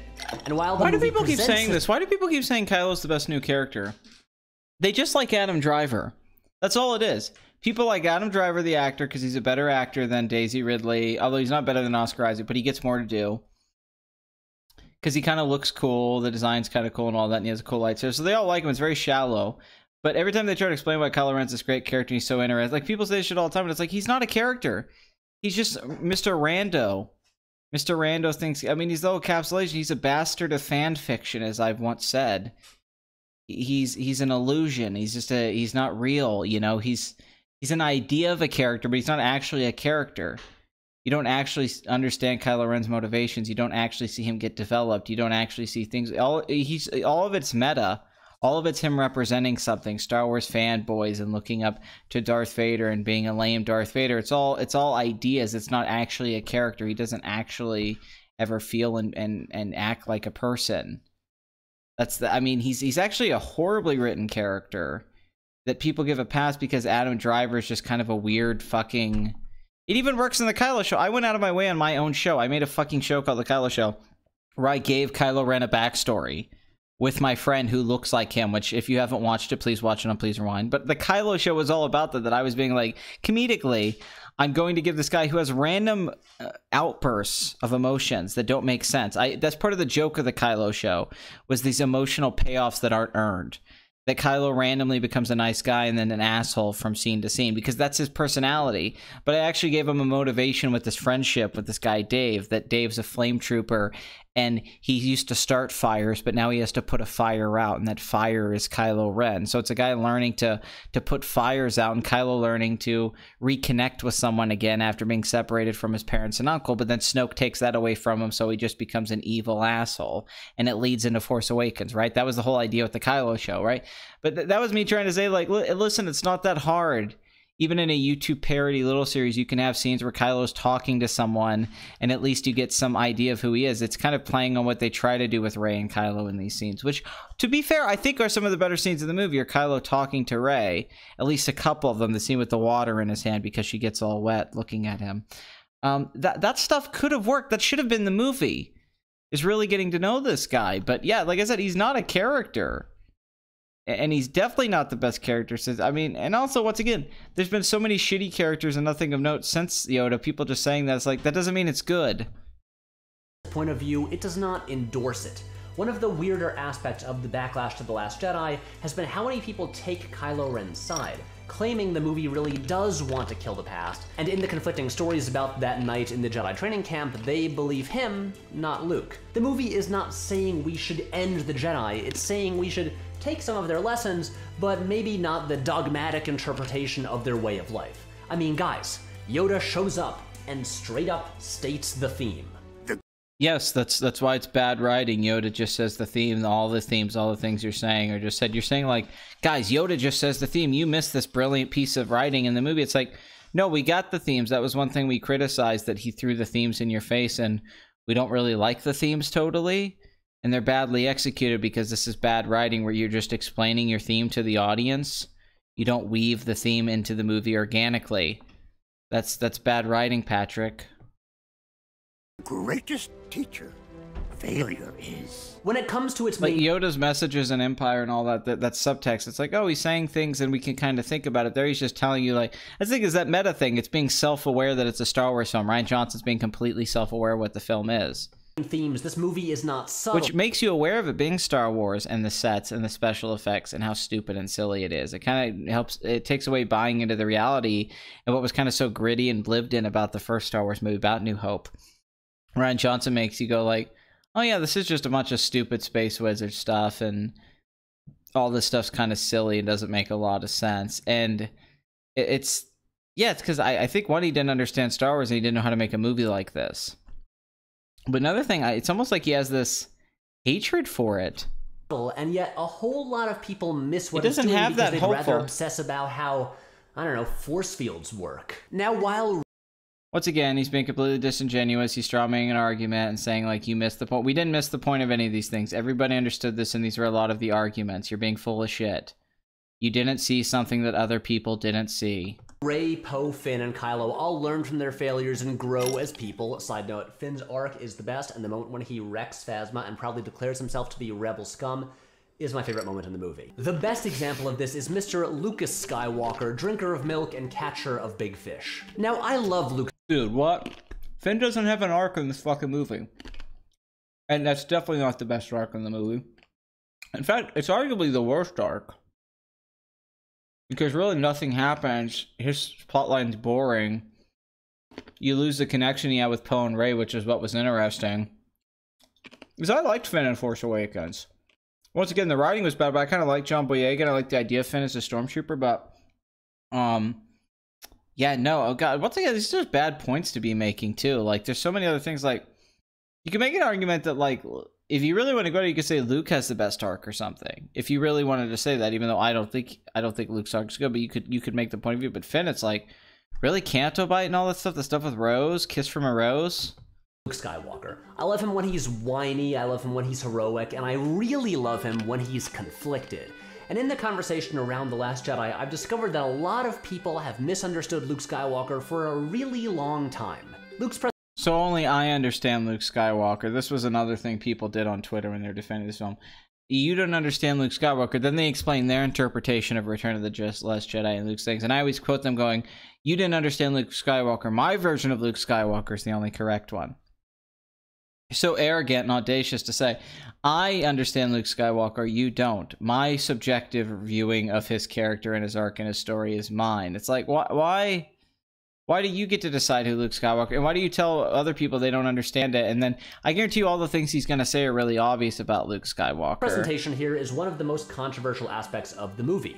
They took our hero and made him a sad, bitter old man. And yeah, I get it. It's a bit of a shock. Just look at Rey. She's shocked. She thought he was going to walk out with a laser sword and face down the whole First Order. And once again, that's that meta self-aware bullshit. He's acknowledging it's Star Wars and even saying laser sword. And no, it's not the fact that it's just a shock. I would like it to be shocking. I don't even mind the idea of Luke being old and a little bit better. It's just those scenes aren't well written. They're not really that well done. Like, you're ignoring what people actually have a problem with those scenes on their own merits. You're talking about it conceptually. Conceptually, I don't think people hate everything about the movie. You have to talk about the actual execution, which he isn't going into. There's really no insight in the movie. He's very, very broad about everything. Like, this is what the scene's about. And isn't that great? Instead of breaking down why that's a good scene, why that's a good piece of filmmaking and writing itself. He's showing these clips like we're supposed to go, oh yeah, but it's like, that's not a good example. No intention of doing that. Now, I've spent an unhealthy amount of time reading the comments from this movie's detractors, and a ton of people wanted him to be off on that. Now, why are you doing that if this is a movie for space wizards about children? Space wizards about children. It's about children. If it's a movie about space wizards made for children, why are you spending all these hours doing that? You child. Island learning ancient Jedi secrets, getting more powerful, and then showing up to, like, pull Star Destroyers out of the sky and becoming a Super Saiyan, I guess. That would have been more interesting than anything in this movie. Like, a lot of people say, like, oh, you wanted Luke to pull the Star Destroyer out of the sky, you just wanted generic blockbuster stuff. It's like, it didn't have to be that. Like, I think the scene where he walks out and gets shot and survives is a cool idea. It's just, it sucks how it's done. It's like, why can't he just walk out, go out there if he's just gonna die? Like, okay, he's a badass. I mean, Leia flew in space like a Super Saiyan, Patrick. You just defended that scene where Leia flies through space like a superhero and survives dying in space. That's literally the same thing as, like, Luke pulling a Star Destroyer down. If you're going to defend that scene and say that's great, and then say it's stupid that people wanted him to have superpowers like that, then, like, you got to pick one, Patrick. Like, honestly, Luke pulling down a Star Destroyer would be more badass than Leia flying in space. So Leia can survive where there's no oxygen. She would be freezing. She can just float there and then put, like, a force energy around herself and then pull herself back. How's that any different than Luke seeing his Star Destroyer and then having to, like, use all of his energy where, like, he's almost, like, collapsed. Like the Star Destroyer is coming and Rey, Poe, and Finn and them are all like, we're gonna die. There's nothing they could do. And then Luke uses, like, I mean, it shouldn't be easy for him. It should really be a struggle, and you see his hand. Do you remember that great scene in First Class where Magneto lifts the submarine out of the water and he puts, like, the fisheye lens on the hand, and Xavier's going through his head and he's like, I know you can do it, Eric. I believe in you, Eric, and all that. And he lifts it up, and it's this amazing moment because he's been having a hard time with his powers, but he's found the balance between the sadness and anger in his life and the happiness that he's found between the memories of his mother that were good and the anger he has to what happened to his mother in the Holocaust. And he learns to lift that submarine up. It's a really powerful moment. It's like Yoda lifting up the X-Wing out of the swamp. It's really powerful, right? So Luke pulling it out of the Star Destroyer, people are like, oh, it's crazy and stupid. It's like, not really. It could be an emotional, epic moment. Like, you could see the hand of the close-up to the camera, and you have a shot like that, and then you could have the music swell, and then you could see him trying to bring it down, but he can't do it, and they're blasting, and they're all looking at him, and the music's swelling, and then he pulls it, and then he slowly brings it down and crashes, and he goes, oh, is that how the Star Destroyer crashed in Jakku? And, you know, like, sure, it probably is too much, but once again, if you're going to defend Leia flying in space, that's way less badass than that scene I just described to you, especially with the comparison to the First Class. And you can do a scene like that could be pretty cool in a movie, and you don't have to do it as this over-the-top Dragon Ball Z thing. It could just be a guy's hand and close-ups, and, I mean, honestly, that scene just sounds good. Sounds like a good scene. But Luke Skywalker is not a power fantasy. A New Hope is not about an ordinary kid becoming the biggest bad. Well, what about Rey, then, who is a power fantasy and is just about her becoming a super badass without any explanation? She can do anything. Is that not a problem you have with these movies? That's a criticism people are bringing up? You're just ignoring that. Badass in the galaxy. He doesn't spend a lot of this video on Rey, and that's for a very good reason. Not an ordinary kid who wants to be a part of something greater, to have a purpose in the universe. And as his story goes on, he does that, but finds out that it's way more complicated than he thought. Turns out his family is a fucking mess. It turns out that he's a little bit angry, and every so often he needs to put on some Disturbed and get dark. Oh my god. Oh my god. Wow. Oh my god, that's not nearly as good as my ELO take, the fall with Luke falling down. That's terrible. It's a wazzy, it's a woozy, it's fairy dust. It doesn't fucking exist, motherfucker. It never landed. It is a no matter. It's not on the elemental chart. It's not fucking real. Completely true, Blood Money. Oh, Kylo show's much better. Yeah, no, Sharkfoot was really trying.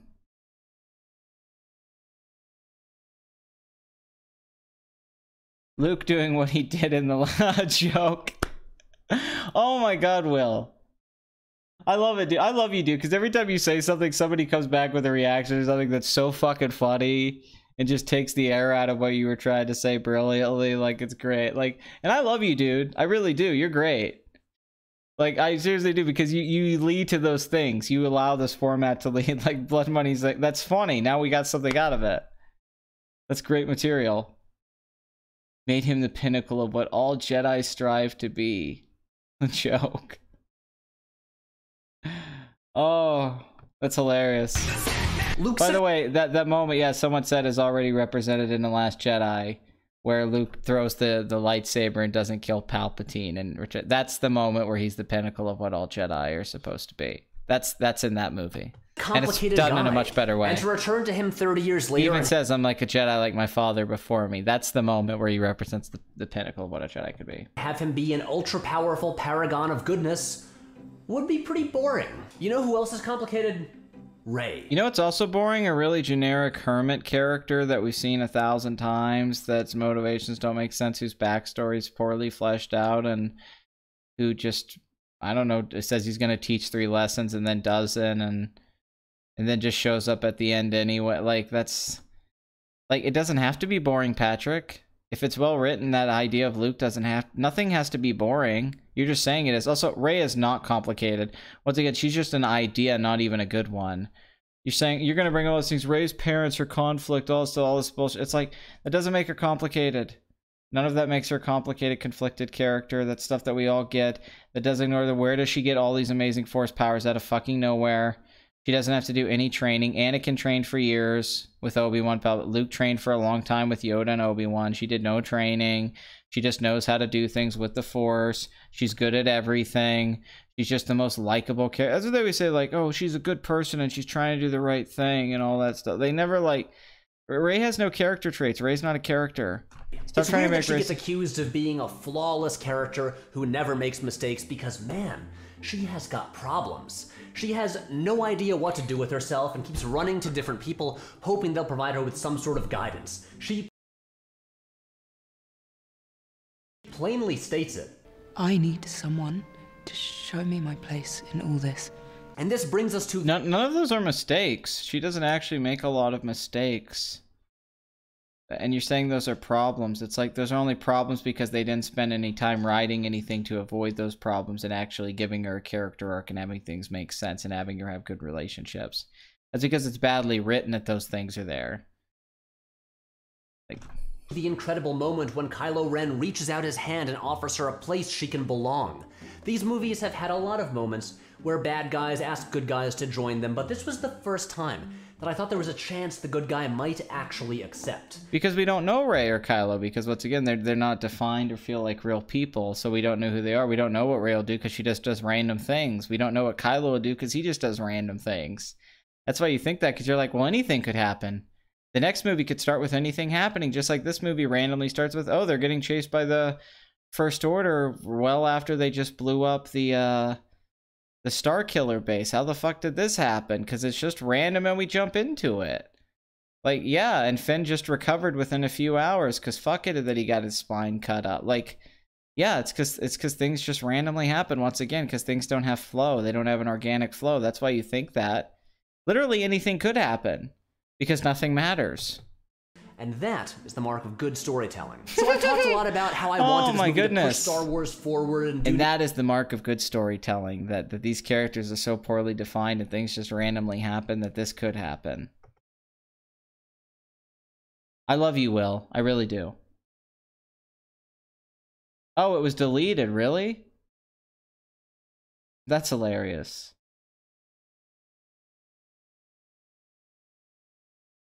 New things, and it did all of that. But I also said I wanted a rip-roaring good time, and it is absolutely 100% that. The thing begins with a space battle and ends with a desperate last stand where the Resistance has nothing to use but MS-DOS computers and janky little fighters on a salt planet, and porgs are popping up everywhere and Phasma... Sorry, I was looking for the smoke for the point that Patrick was going to make, but I couldn't find one. Yeah, it was a rip-roaring good time. It was hilarious and fun. The film starts with a space battle, which I brought up before, but like... Yeah, characters go, woo! So it's fun. Anakin went, little Anakin in Phantom Menace was like, whoa, R2, this is a neat... I guess that was a fun movie. Spear, and every single thing in the scene rules so hard, and also this is the fun...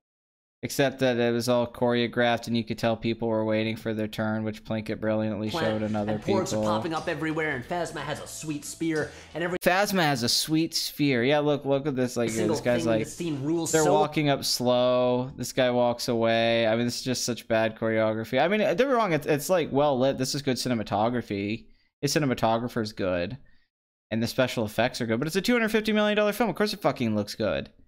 Like, yeah, no shit. Most aspects of movies look good these days, but this, not everything about the scene fucking rules. Also, people really overrate the scene. I like the scene well enough. It's okay, because nothing really happens. But people really act like this is the most amazing action scene ever because the camera's just moving and then people hit things. It's like, it's really not that great of a scene.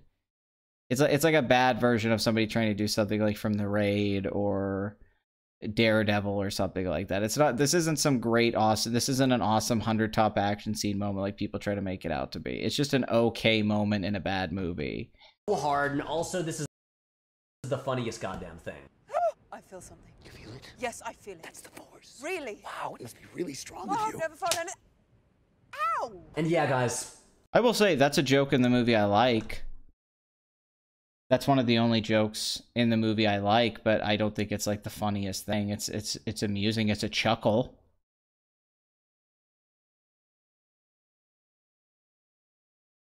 Now this is a terrible movie.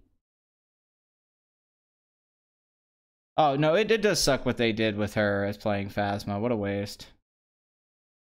This movie is funny.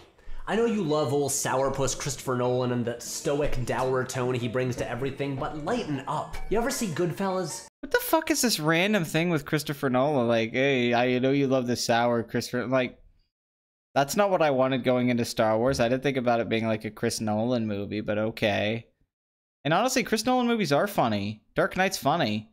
The Joker scene's, like, the pencil scene's really funny. Memento's filled with funny scenes. The part where the guy shoots at him and he's like, I'm chasing this guy. And then the guy shoots him and he goes, oh no, he's chasing me. That's hilarious. Like, I mean, not all of Nolan's movies have comedy. Dunkirk doesn't have comedy. Insomnia doesn't have a bunch of comedy. But Batman Begins, Dark Knight, and Rises all have jokes in them. Inception has jokes in them. Like when he kisses Ellen Page and he's like, you know, like, oh, we need to act like we're making some kind of contact. And then he just does it as an excuse to kiss her. Like, Nolan's films don't lack humor. He's gonna bring up the Goodfellas is funny. Yeah, Goodfellas is funny. It's a really funny movie. It's filled with hilarious improvised dialogue and scenes mixed that are really gritty and dark, because these guys were funny. And yeah, Goodfellas is funny, but what a weird, false equivalency, strange comparison. Like, Goodfellas is hilarious, so this movie's hilarious because it tries to be funny with these bad jokes. Like, and also comedy's subjective, so just because you think the movie's funny doesn't mean that it is, but that's not really like this heavy criticism. It's a tone imbalance that this film has. Are you seriously trying to say like Rian Johnson Scorsese? That movie is funny. It's also scary and tense and emotionally devastating. A movie can make you feel different things. Humor is good. Why am I even explaining this? And I don't know why you're explaining this. You're not making any points. You're just saying humor is good, so thus this humor is good because it's humor. Not why it's good. You're not explaining why it's good. How much I love Adam Driver's delivery. He's actually not explaining why anything's good. He's just saying things are good. This is good. Blow that piece of junk out of the sky! This is a movie about moving on. Moving on from failures and self... Why am I even explaining this? And unrelated, but I just want to mention... Whoops. Too how big. much I love Adam Driver's delivery of blow that piece of junk out of the sky. This is a movie about It's like it's in a comedy. Moving on from failures and selfishness and self-loathing and empty heroics. Everyone has a different thing what this movie's about. People say this movie's about failure.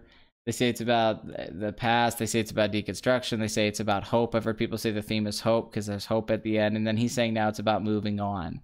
So everybody says this film's about something different, which is fine. We all can have different interpretations of movies. But he's like, this is what this film's about. It's like, actually, it's about a lot of things. It's not just about that. That's not the only thing Last Jedi's about. There's a lot of things going on. Moving on from only certain families being special and everything being like it was 30 years ago.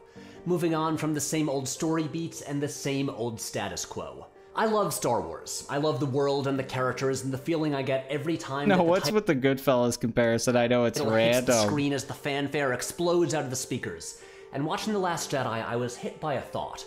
For the first time, I could see this story continuing for decades to come. It was the moment in the Battle of Crate when the Millennium Falcon arrives with Chewie in the pilot's seat and Rey operating the gun turret. Yeah, that random moment where she escapes in Snoke's pod and then ends up in the Falcon down on Crate and is all happy and smiles and shooting. And yeah, that's a... My mind flashed forward years from now, and I thought about how we'll talk about Star Wars in terms of eras. There will be constants through the series. The Millennium Falcon will remain, but we'll talk about the era when Han Solo owned it, or the era when Rey did. And this was all because of things The Last Jedi did. This was no longer a... No, this is just because they're making sequels and that would have happened anyway, and you know Disney's gonna make like 30 of them. That is not exclusive to The Last Jedi. Like, just the fact they're making sequels lets you know that they're gonna keep making Star Wars. I don't know why this is the first time you felt that way. Huh? Story about special people from a few select bloodlines. This was a story about a whole galaxy. He's trying to do that emotional thing. Let me do my montage with music and be all emotional and get you emotional so you can feel what I feel and why this movie's great, even though he's not saying anything. People who shape its future could come from anywhere. They could be anyone. From here, Star Wars could go anywhere. And each time I watch it, Yeah, the Force doesn't matter anymore. Anyone can have it. Anyone can be awesome at it, like this kid. Villains don't matter. Politics don't matter. Nothing matters. Anything can happen. It can go anywhere because, once again, that nothing has to make sense anymore. I can just do whatever the fuck I want. Found that idea more... We usually call that fan fiction. More moving. I don't care who that kid with the broom is. It doesn't matter. What I do care about is the hope and determination I see in his eyes. Ever since...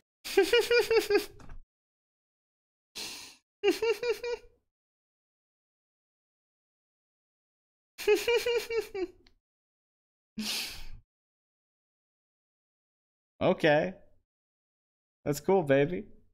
That's cool. What the fuck? Is he talking like he's narrating the History Channel? I know.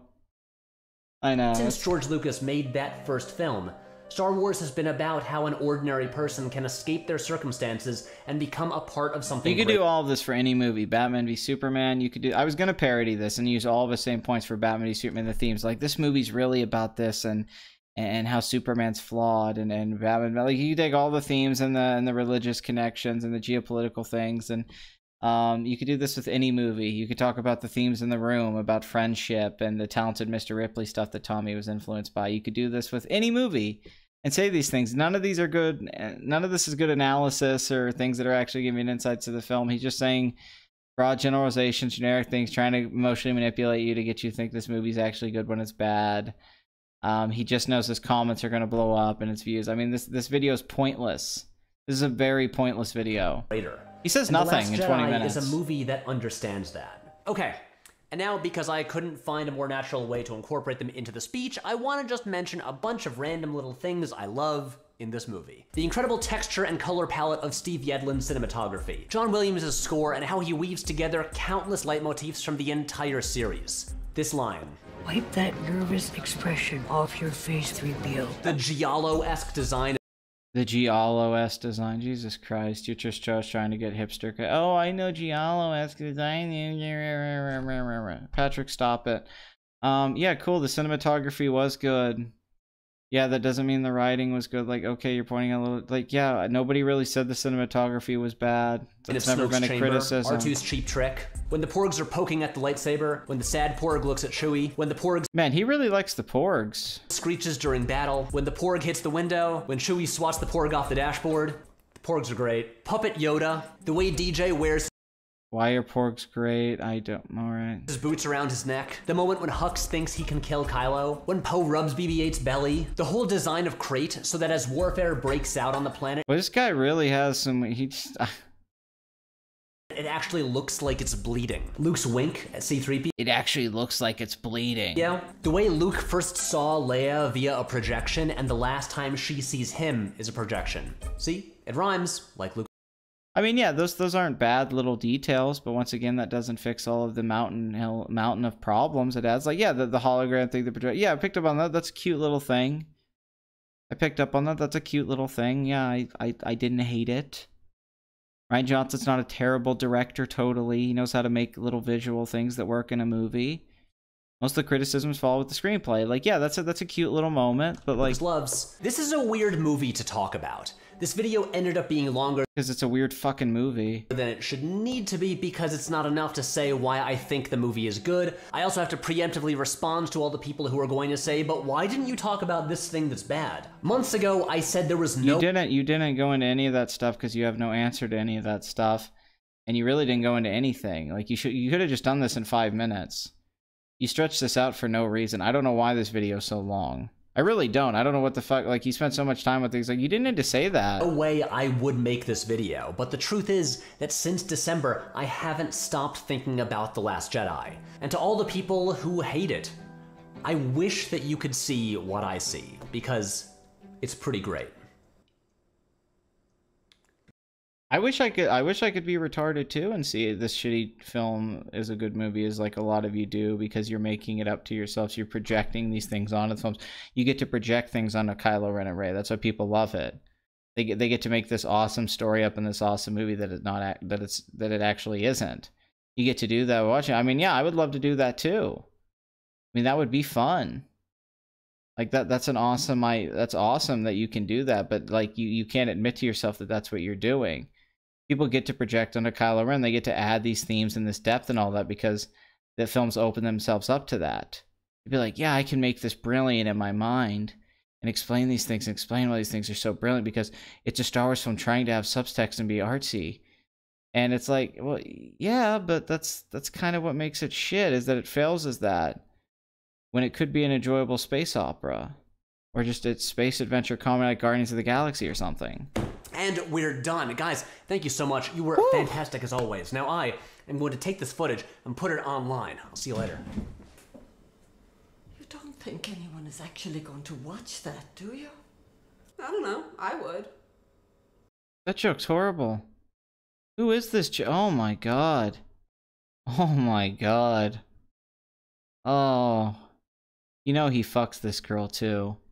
Oh, Patrick. Yeah, joke wouldn't be bad. The mother being like, you know, who would watch this? That's kind of funny, but then that girl, I would. Like, oh, that's cringe comedy. I mean, granted, though, he thinks The Last Jedi is funny, so I guess this is his sense of humor.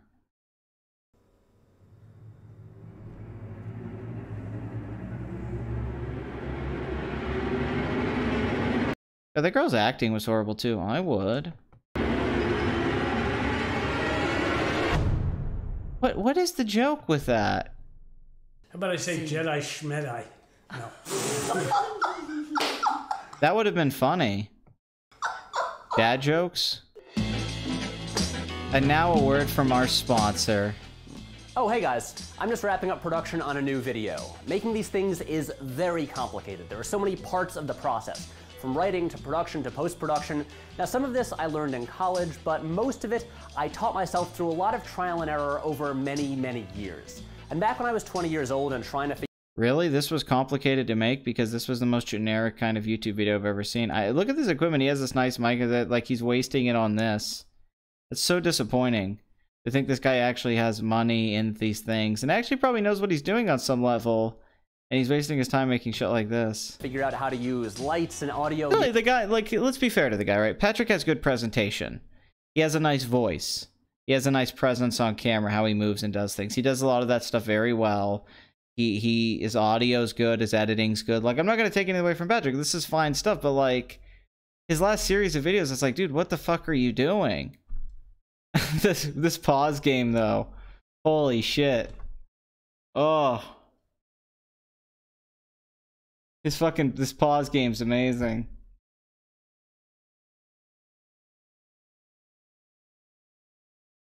He's like Sam Neill at the end of Event Horizon.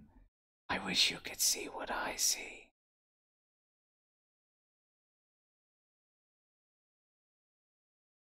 Yeah, now I need to review Toe Jam and Earl. That's what this needs to be. Yeah, no, that's a clear thing. He clearly did it this long to make more money off ad revenue. What do you think of fucking... I know exactly why you made this 20 minutes. It was hard to get through this video, I swear. Yeah, I know. Good use of color. I know. It's Giallo. That's... Oh my god. I don't know if he realizes how cringe he is. He's just like, it's great because... That's his argument. It's great because I like it. Because this just shows you how much of a fucking shithead he is. Here, I really wish I had something like Skillshare, who is sponsoring this video. Skillshare is an online learning community. Hey guys, thank you for watching, and I'm just gonna say, please don't get Skillshare because they sponsored this fucking piece of shit video. God, that was bad. I mean, I wish the video was just entertaining. It wasn't funny. He didn't say anything. Like, I mean, that was really my main issue with it. The video was just kind of a waste of time. But, you know, then it ended up just being, give me more money. But really, it's all about the party, man. And Patrick's just not a party man. He doesn't know how to party. That's his problem. He never learned the party. So you guys have a good party weekend. Wait, party week. What the fuck am I talking about? It's Tuesday. This is